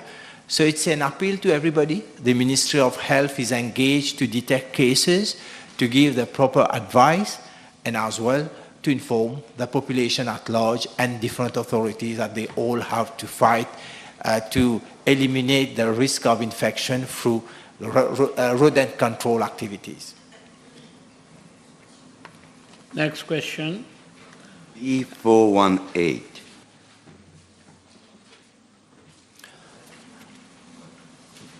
Mr. Speaker, sir, human papilloma virus is the most common cause of virus infections of the reproductive tract. While the majority of HPV infections are asymptomatic and resolve spontaneously, persistent infection with HPV may result in diseases such as warts and cancer.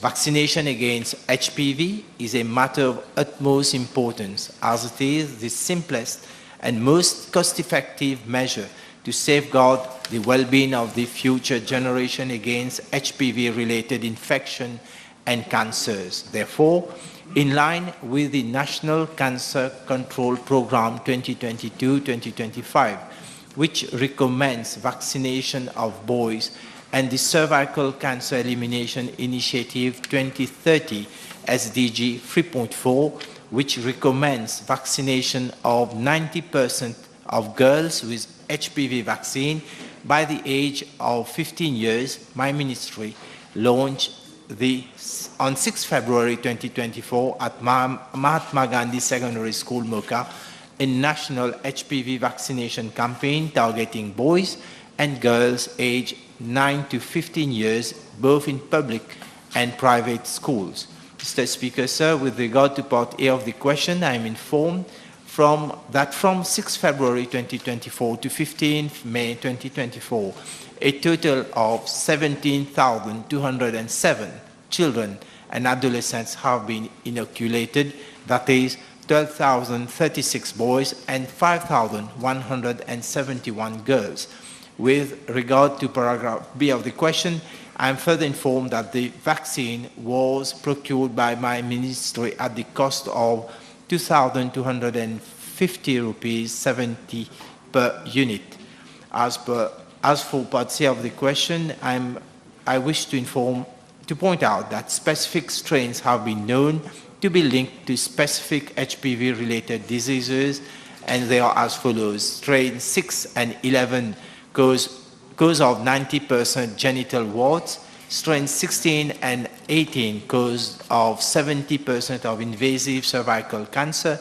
strains 31, 33, 45, 52, and 58, high-risk strains of cervical intraepithelial carcinoma, 15% cervical cancers, and 11% of all HPV-related cancers. Accordingly, Mr. Speaker, sir, the vaccine being used is Gardasil, a non-valent vaccine protecting against the 9 strains of HPV. The vaccine, which is administered in a dose, is the most complete one developed in the world in terms of strength. Thank you. Speaker, Honorable Mr. Speaker, sir, can the Honorable Minister provide detail pertaining to the sensitization campaign in relation to HPV vaccine? Yes, Mr. Speaker, sir. There has been, in fact, because the children and adolescents, they are below 18 years, there have been more than a year sensitization campaigns done together with the Ministry of Education, because we need to have the consent of parents, and then to ensure that parents have given the consent. And also, before procuring this vaccination, we need to know exactly or roughly about the number of vaccines to be used. So all these have been done in en concertation with all the parents and schoolgoers, so that to ensure that the vaccines can be administered safely. And we all have also, because of those vaccination campaigns, we have been able to inoculate some more than 17,000 in the last 3 months. Yes. Table has been advised that PQB 419, 428, 432, 434, 440, 442, 424 have been withdrawn. The next question would be for MP Dulab. 420. Because I'm informed by the District Council of Grand-Port that plastic household bin has been distributed by Village Council under its jurisdiction and also by the District Council itself. With regard to the distribution for the year 2021, 5,580 units of household plastic bin have been distributed by the Village Council only in their respective areas. In the year 2022, Village Council have distributed 8,736 units, and the District Council has distributed 3,500 units. As for the year 2023, the District Council has distributed 12,695 units in several villages, whereas Village Council have distributed 3,060 units. Mr. Speaker, sir, I am also informed by the District Council of Grand-Port that for the year 2024, the District Council has distributed 607 units of household plastic bin, and the distribution of 4,000 units of plastic household bin to the inhabitants of Mayberg will be undertaken by the end of May 2024. I'm tabling details of the distribution list along with the dates. Next question, MP Mian. B422.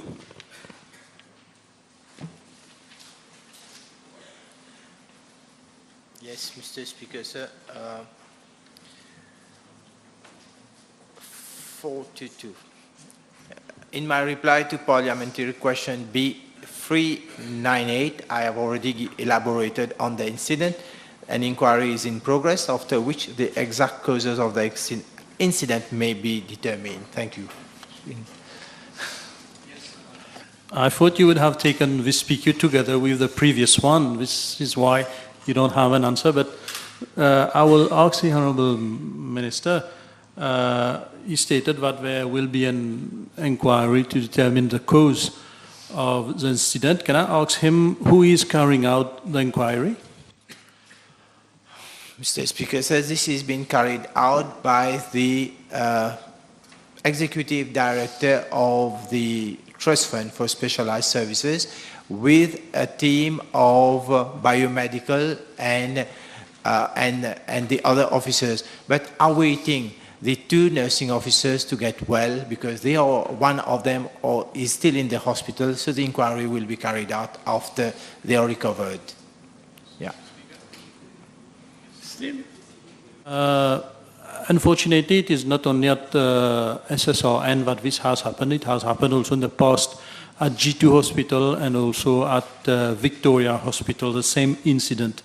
Therefore, can I ask the Honourable Minister, what is being done in terms of health and safety so that to improve the conditions of the staff working at the hospitals? Yes, Mr. Speaker, sir.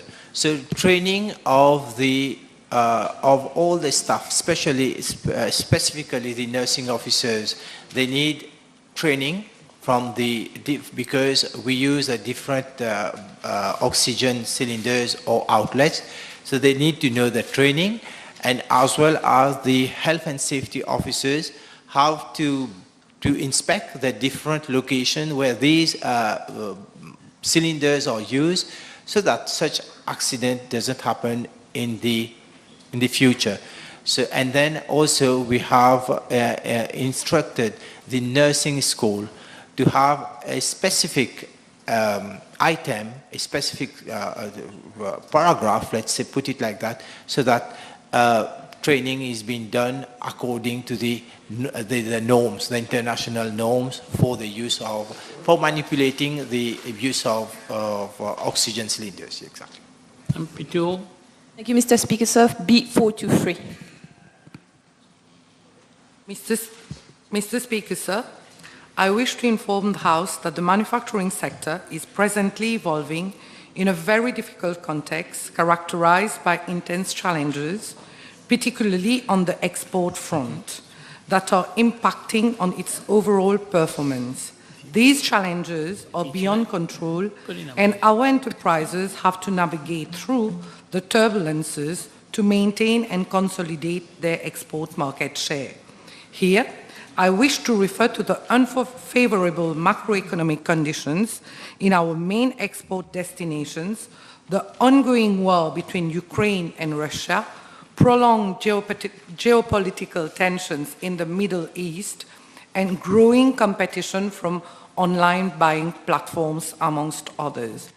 May I reiterate that government continues to play an active role as a facilitator by supporting export manufacturing enterprises in these difficult moments. In this perspective, let me emphasize that we have shown our commitment by continuously assisting industry operators through the various support schemes to boost up their export growth. These schemes include the Trade Promotion and Marketing Scheme that provides a 60% refund on air freight costs for exports to European Union countries, UK, Africa, Japan, Australia, Canada, USA, Middle East, and Vietnam. The Freight Rebate Scheme, which makes provision for a refund of 25% of shipping freight costs up to a maximum of USD 300 per 20 feet container or USD 600 per 40 feet container for locally manufactured goods exported to 47 eligible ports in Africa. The Export Credit Guarantee Insurance Scheme that subsidizes 50% of insurance premium to cover exports effected to all countries. The SMEs International Fairs Refund Scheme, where SMEs can avail from a grant of 250,000 rupees to finance their participation in export promotion activities abroad. And the African Warehousing Scheme, which provides a 60% refund on warehousing costs such as registration, administrative and rental expenses in Tanzania to enable exporters gain a foothold in African markets. Mr. Speaker, sir, in addition to the support measures I have just mentioned, government has gone the extra mile to maintain competitiveness of export enterprises by providing them the necessary relief to meet additional costs arising from the increase in national minimum wage and payment of salary compensation, effective since January 2024. The financial assistance is of a maximum of 4,000 rupees monthly in respect of each full-time employee of an export-oriented enterprise. Furthermore, textile and clothing companies geared towards export are being exceptionally supported for the period April to June 2024 towards payment of National Minimum Wage 2024 and Salary Compensation 2023 up to 2,500 rupees per worker. On a general note, I would underscore that enterprises involved in export continue to be constrained by shortage of skilled labor locally, which impacts on their ability to meet export delivery deadlines. In this vein, government has completely overhauled the work permit system since last year to make it more flexible and enterprise-friendly. I may say that the system is now more fluid, as my ministry is not receiving any complaints from industry operators regarding delays for obtention of work permits. Mr. Speaker, sir, I would also wish to point out that at the level of my ministry, we are working closely with EDB Mauritius to review the current export promotion model and come up with a redynamized strategy in an endeavor to fully tap new market opportunities which have opened up with the coming into force of the Comprehensive Economic Cooperation Partnership Agreement with India, Free Trade Agreement with China, and the African Continental Free Trade Area. My ministry is also actively engaged in several initiatives to reinforce the supply-side capabilities of exporting enterprises through higher uptake of digital technologies, adherence to sustainable manufacturing practices, and adoption of energy-efficient production techniques. Honourable Two, time is over. Motion. Mr. Speaker, I move that all the business on today's order paper be exempted from the provisions of paragraph 2 of Standing Order 10. Seconded. The question is that all the business on today's order paper be exempted from the provisions of paragraph 2 of Standing Order 10. Those in favour say aye, those against say no. Ayes have it. Public bills first reading. Minister of Finance. Mr. Speaker, sir, I move that the Supplementary Appropriation 2023-2024 Bill, number 3 of 2024, be read the first time. Seconded.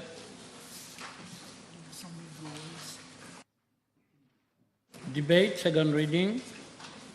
I call Minister Madhu. Mr. Speaker, sir, I move that the Merchant Shipping Liability and Compensation for All Pollution Damage Bill be read a second time. Monsieur le Président, ce projet de loi est une importance capitale. Il a pour objectif de mettre en place à Maurice un mécanisme à 3 niveaux de responsabilité et d'indemnisation en cas de marée noire causée par un navire pétrolier. Tout d'abord, je tiens à souligner que ce texte de loi ne concerne que les déversements de pétrole provenant des navires pétroliers. Monsieur le Président, les fuites ou déversements d'hydrocarbures provenant d'autres types de navires, tels que les porte-conteneurs, les vraquiers, les navires de croisière ou les bateaux de pêche, ne seront pas couverts par cette nouvelle législation. Pour les déversements provenant d'autres types de navires, il existe d'autres traités dédiés, tels que la Convention internationale sur la responsabilité civile pour les dommages causés par la pollution par les hydrocarbures de soute ou la Convention sur les substances dangereuses et nocives transportées par voie maritime. Je souhaite également attirer l'attention de la Chambre sur le fait que ce projet de loi et le régime de responsabilité et d'indemnisation à 3 niveaux résiste uniquement le pétrole transporté à bord de ces pétroliers sous forme de cargaison ou de fuel, c'est-à-dire le pétrole persistant. D'autres types de polluants tels que les déversements de gaz ou des produits chimiques transportés à bord des navires ne relèvent pas du champ d'application de ce projet de loi sur le transport maritime.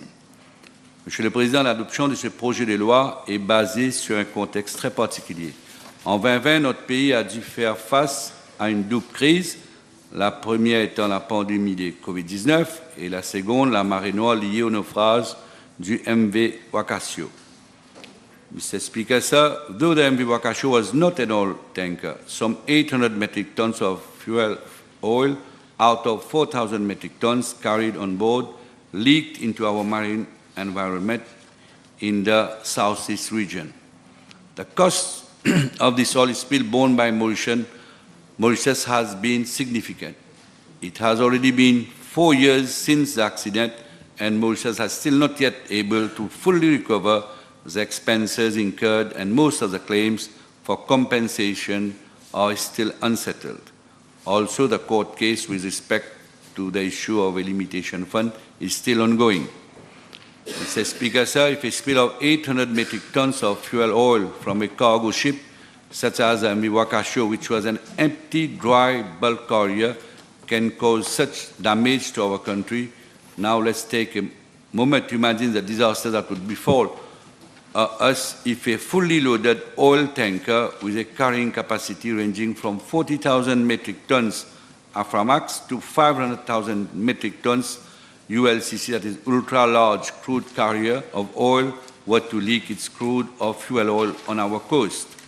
Precisely for this reason, this incident has prompted the government to assess and strengthen the legal framework regulating the liability and compensation aspects of an oil spill. This bill is a milestone for the maritime sector in Mauritius, as it guarantees that victims of an oil pollution from oil tanker will have access to adequate compensation. I take this opportunity to reiterate that this bill, along with other initiatives such as the freshly adopted Environment Act, are the fruits of this government's vision to ensure our nation's resilience when confronted with environmental challenges while pursuing the development of the bunkering sector. Mr. Speaker, sir, considering that almost 3 billion tons of world's crude oil are transported by sea annually, there is an increased risk of maritime incidents resulting in significant oil spills from oil tankers. In today's modern era of advanced technology, oil tankers have grown in size and their oil carrying capacity has expanded, which perpetually exposes small island states to environmental crises like oil spills. With our ongoing geopolitical tension in the Red Sea, all the major shipping lines have decided to reroute their ships to the Cape of Good Hope and the Indian Ocean in order to avoid the dangers of navigating through the Red Sea. Consequently, this persisting situation will undeniably have an impact on the flow of vessels in our waters. In fact, it has been observed in the past year that the number of vessels passing Mauritian waters has significantly increased from 40,000 to 44,000. Additionally, the number of vessels passing near our islands today is expected to increase from 44,000 to 60,000 in a year. Following this increase, the associated risk of substantial oil spill will accentuate.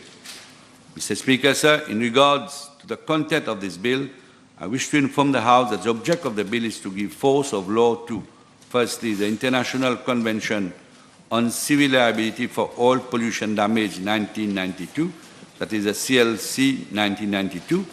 Second, the International Convention on the Establishment of an International Fund for Compensation for Oil Pollution Damage 1992 Fund Convention. And thirdly, the Protocol of 2003 to the International Convention on the Establishment of an International Fund for Compensation for Oil Pollution Damage, Protocol of 2003. These are maritime treaties that regulate pollution damage caused only by tankers carrying oil as cargo and to which Mauritius is a party. These three treaties have been adopted at the level of the International Maritime Organization, which is a specialized agency of the United Nations tasked with ensuring the safety and security of maritime transportation and preventing pollution of the seas and atmosphere caused by ships. These three treaties, therefore, embody the internationally accepted regime to deal with civil liability and compensation for oil spill from oil tankers. It is important to highlight that this bill doesn't address the operational elements of an oil spill lacks the response procedures or logistical consideration which are regulated by other existing legislation.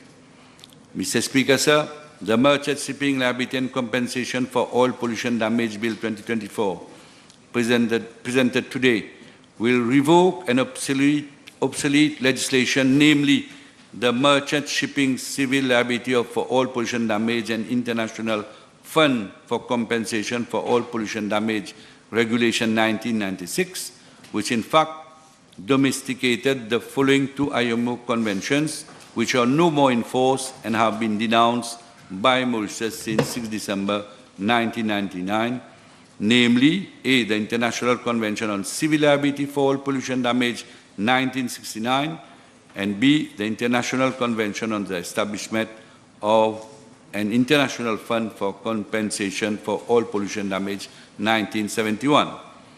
Mr. Speaker, sir, this government under the able leadership of our Prime Minister Pravin Kumar Jagannath is filling this legal gap, which had been left unattended for 25 years by introducing this bill to cater for the present legal regime applicable for liability and compensation in respect of oil spills from tankers. We are fortunate that no oil spill from an oil tanker took place during these 25 years, as Mauritius would have been in a legally precarious situation. Today, through this bill, we are entering a new phase where there will be a legal certainty regarding liability and claims. Accordingly, the bill makes provision to ensure that adequate compensation is made available to persons who suffer from pollution damage caused in the ports, territorial sea, and the exclusive economic zone of Mauritius in prompt and efficient manner.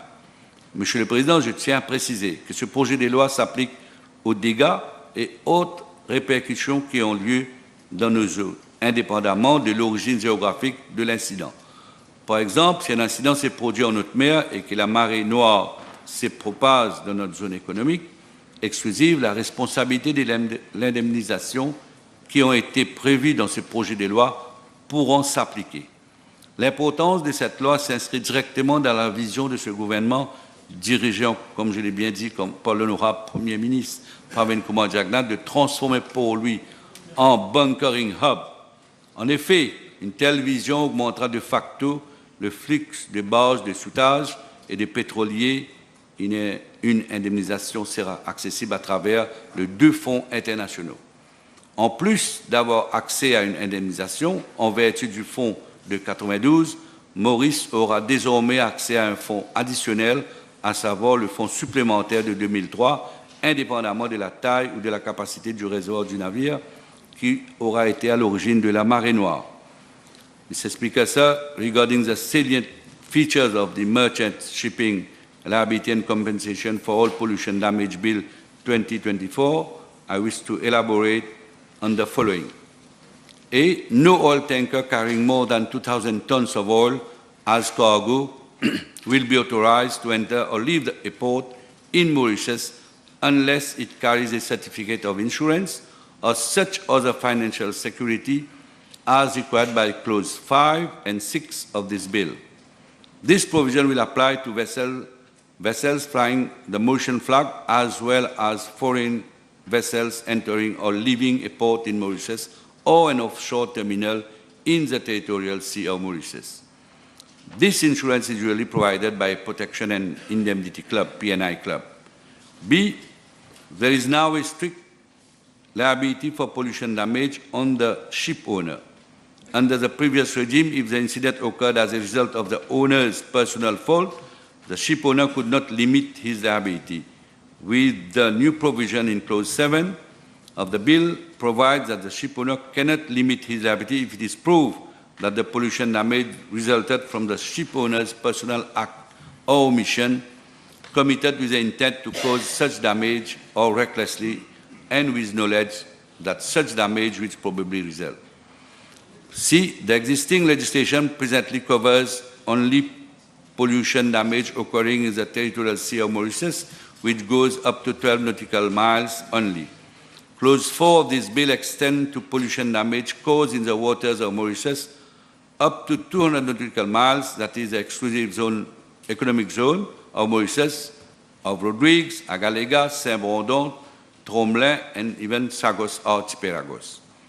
These are present regulations which are being revoked through this bill, apply solely to damage caused or measures taken after an oil spill. Cost of preventive measures were not covered. Hence, this new legislation will rectify such lacuna by providing compensation for expenses related to preventive measures, even in the absence of an oil spill, provided there was a serious and immediate threat at the time. Additionally, it covers the cost of restoring the contaminated environment after a spill has occurred. According to the correct legislation, oil spills from tankers traveling without cargo, that is unladen, are not included or addressed. Under this new bill, spills of cargo oil or bunker oil from tankers, whether laden or unladen, will be covered under the definition part at Clause 2. F, under Clause 13 of this bill, Mauritius will have a right of direct action against the insurer or provider of financial security.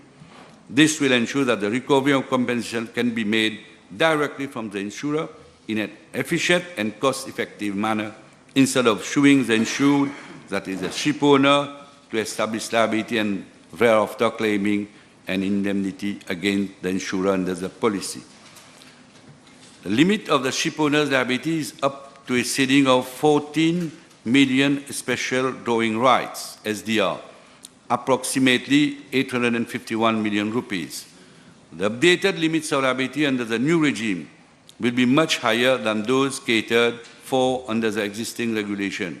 In fact, Clause 9 of the bill provides for the limits of compensation recoverable from the ship owner or insurer to be as follows. First, for an oil tanker with a tonnage not exceeding 5,000 tons, 4.51 million special drawing rights, which is equivalent to approximately 275.6 million rupees. And secondly, for an oil tanker with a tonnage exceeding 5,000 tons, 4.51 million special drawing rights, together with an additional 631 special drawing rights for each ton of it in excess of the 5,000 tons, up to a maximum of 89.77 million SDR, which amounts to approximately 5.5 billion rupees. H, whilst the 89.77 million SDR, that is 5.5 billion, is recoverable from the ship owner or his insurer, the bill makes provision for access to two international funds, which will provide compensation beyond the limit of that of the ship owner and insurer. Thus, under the Fund 1992, Mauritius, including victims of such oil pollution, have access to a maximum of compensation to the tune of SDR 203 million, which is approximately 11 billion rupees. Should the cost of oil pollution exceed this limit, then compensation will be paid from the second international fund, namely the Supplementary Fund 2003, up to a maximum limit of SDR 750 million, which is approximately 43 billion rupees. These are outlined at Clause 21 and 25 of the bill. Any person or entity which receives more than 150,000 tons of contributing oil in a year will be required to make contribution to the International Oil Pollution Compensation Fund 1992 and to the International Oil Pollution Compensation Supplementary Fund 2003. This has been captured at Clause 15, 16, 23, and 24. The levy of contribution is calculated based on reports of all receipts in respect of contributors. Mauritius has an obligation to submit all reports to the International Oil Pollution Compensation Fund. This obligation in respect of Fund 1992 is already being fulfilled, and contributions are being made to the Fund 1992 by importers or receivers of oil in Mauritius. Thus, the bill will address the legal gap concerning the enforcement of this responsibility, thereby establishing an obligation for all importers or recipients to contribute to both funds. The bill also provides for proceedings to be initiated against the 1992 fund in a court in Mauritius under Clause 22. Clause 29 allows the right of subrogation by the 1992 fund of the rights in respect of the damage for which the person has been duly compensated. Clause 31 of the bill provides for the judgment given by a court of law to be binding on the 1992 fund and the supplementary fund, even if they have not intervened in the proceedings. Mr. Speaker, sir, let me briefly explain what these special drawing rights are. The SDR to which I have made reference above. A special drawing right is an international reserve asset created by the International Monetary Fund, IMF. Its value depends on a basket of 5 currencies, which comprises the US dollar, the euro, the British pound sterling, the Chinese renminbi, and the Japanese yen.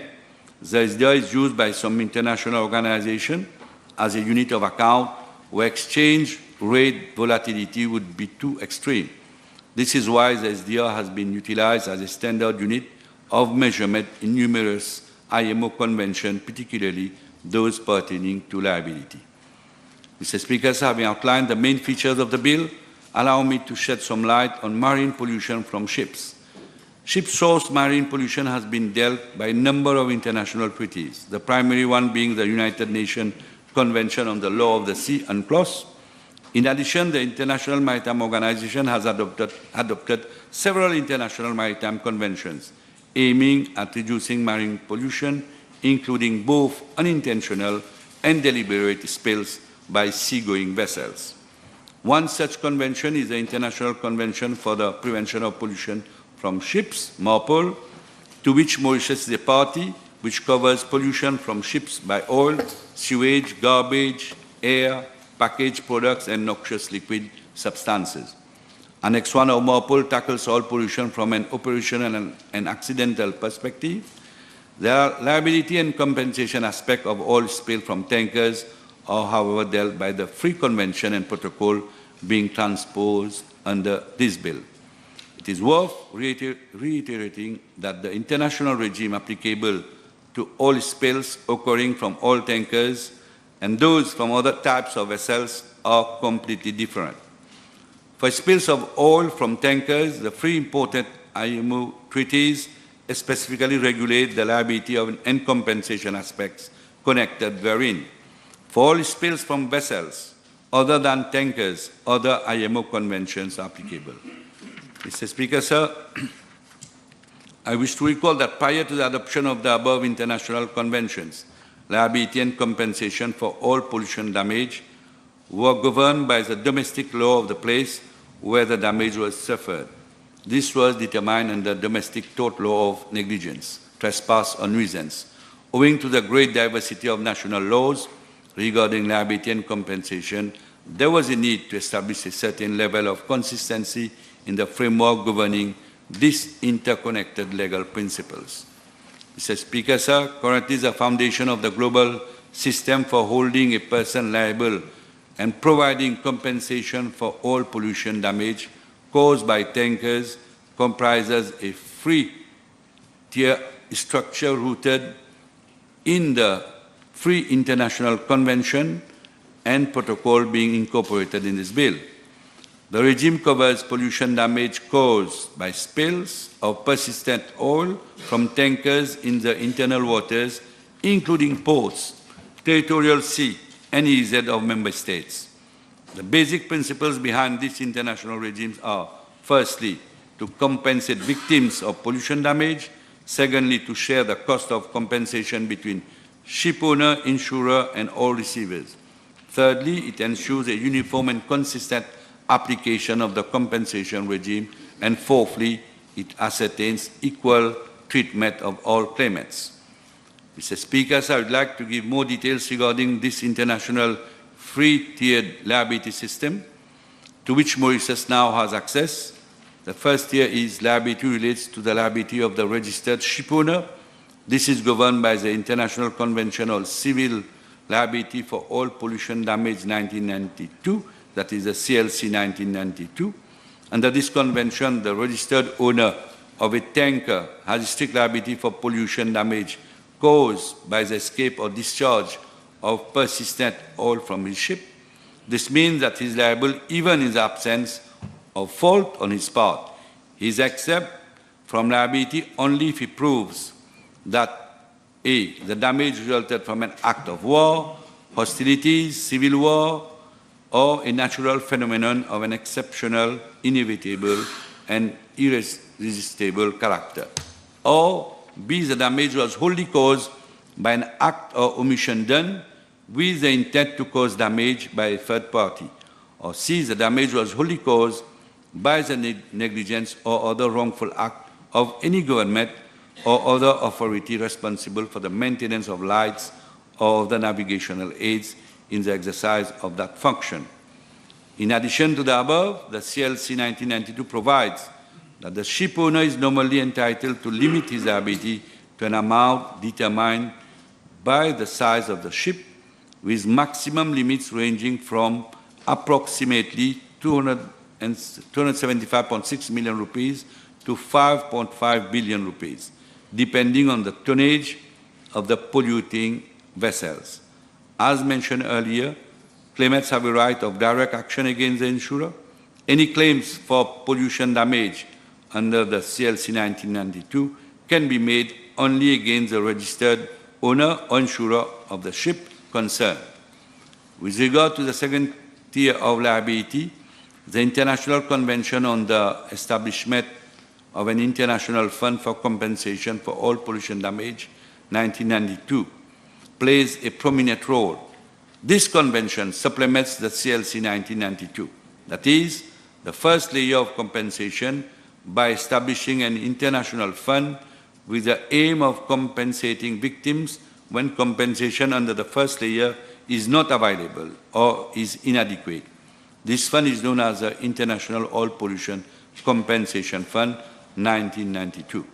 It is noteworthy to mention that the 1992 fund pays compensation when the damage exceeds the limit of the ship owner's liability under the CLC 1992, or the ship owner is exempt from liability under the CLC 1992, or the ship owner is financially incapable of meeting his obligation in full under the CLC 1992, and the insurance is insufficient to pay valid compensation claims.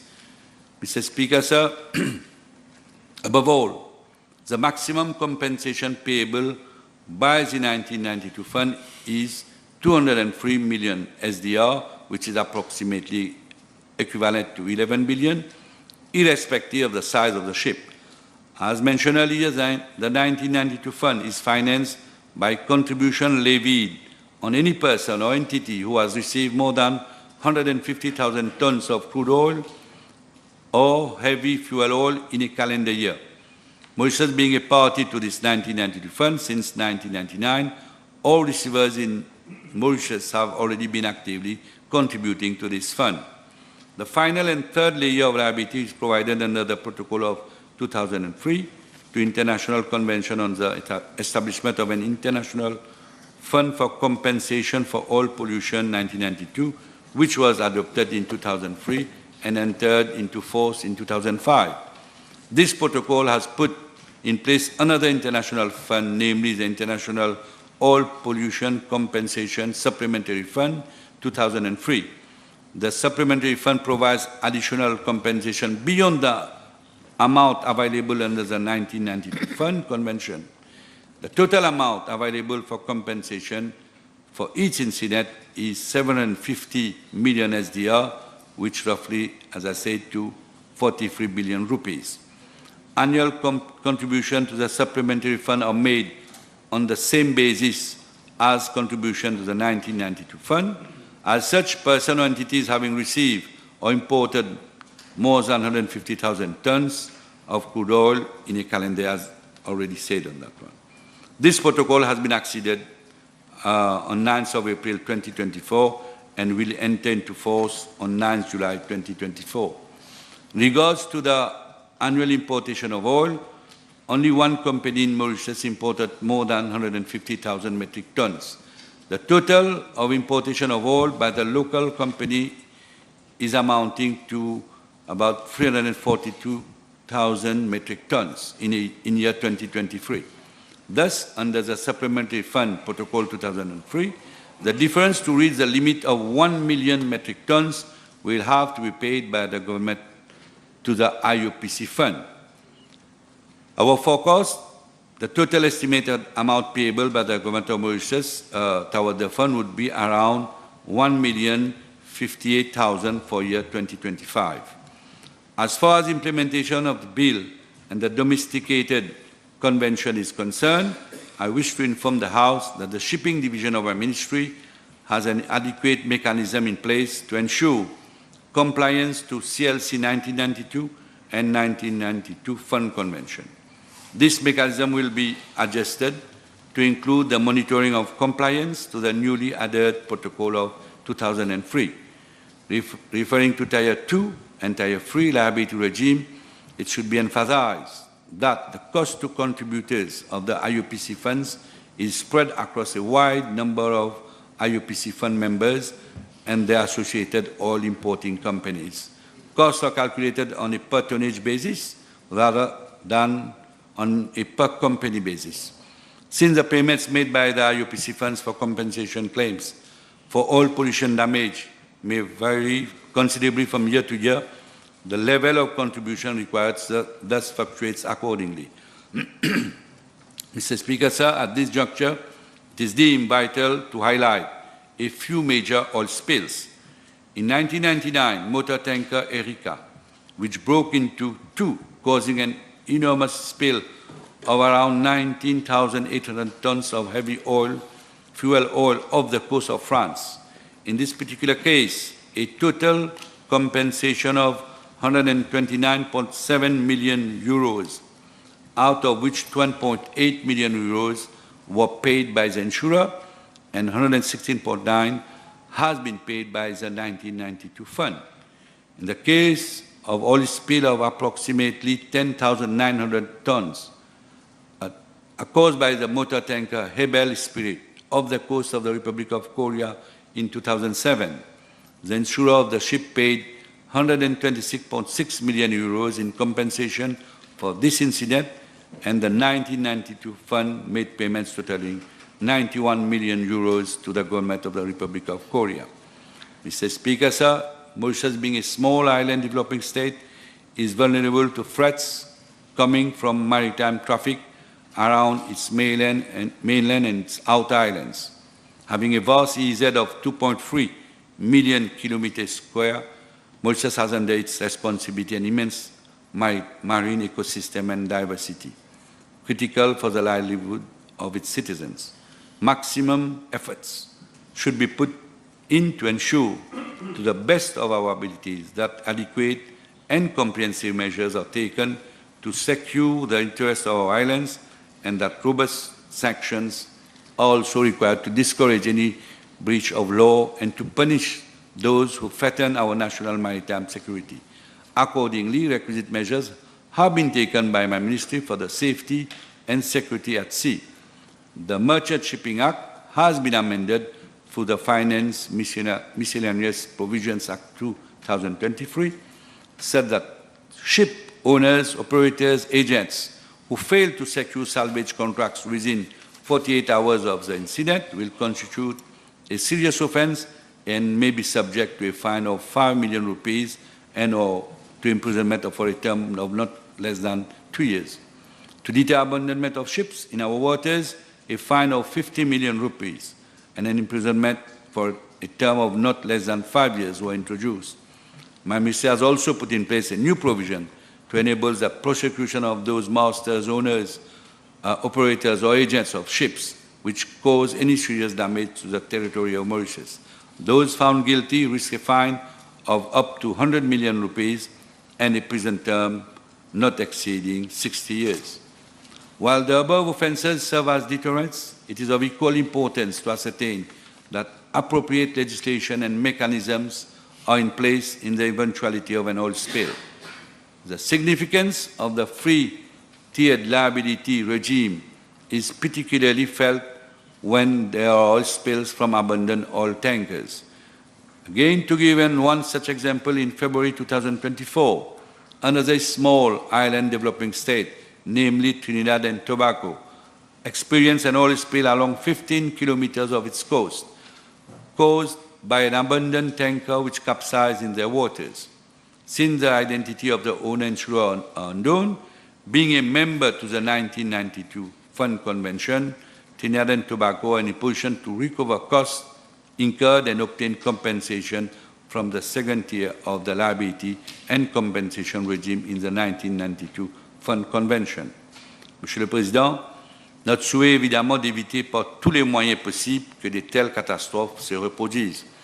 Cependant, en tant que ministre de l'économie bleue, des ressources marines, de la pêche et du transport maritime, je dois admettre que j'ai été témoin de la lenteur des procédures d'indemnisation ou de remboursement des frais engagés à la suite d'un déversement d'hydrocarbures, ce qui a ralenti bien sûr nos efforts de recouvrement des dépenses, surtout lorsqu'il s'agit d'apporter une aide financière aux victimes les plus touchées, dont ceux de la pêche et du tourisme.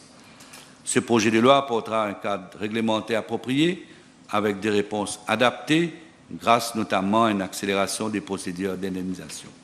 Mr. Speaker, sir, as previously stated, oil spills originating from non-tanker ships fall outside the scope of the international free-tier liability and compensation system. Unlike tanker vessels, there is no equivalent global fund to the IUPC fund and supplementary fund to address such spills. These international funds, supported by significant stakeholders, are invaluable and offer crucial financial support, particularly in case of owner or insurer default. To kickstart such an initiative internationally, the shipping division of my ministry has begun to advocate for the setting up of a similar international fund for oil spill from vessels other than tankers at the IMO. Before concluding, I wish to point out that 3 amendments will be made to Clause 2, 4, and 35 in view of harmonizing existing legislations to avoid duplication and conflicting provisions.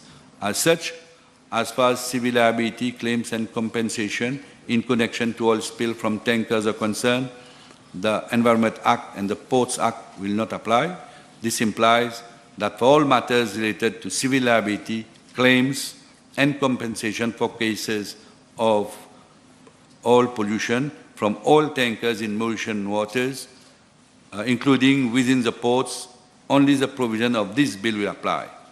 Monsieur le Président, dans l'éventualité d'une marée noire, nous serons prêts et c'est tout l'enjeu de ce projet de loi crucial pour notre écosystème marin et aussi pour indemniser les victimes.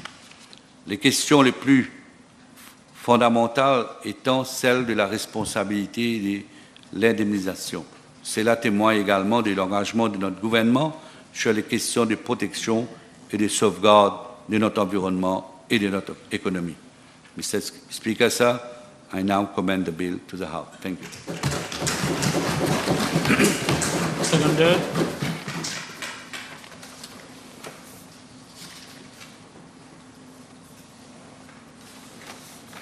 At this stage, I will suspend the sitting for half an hour.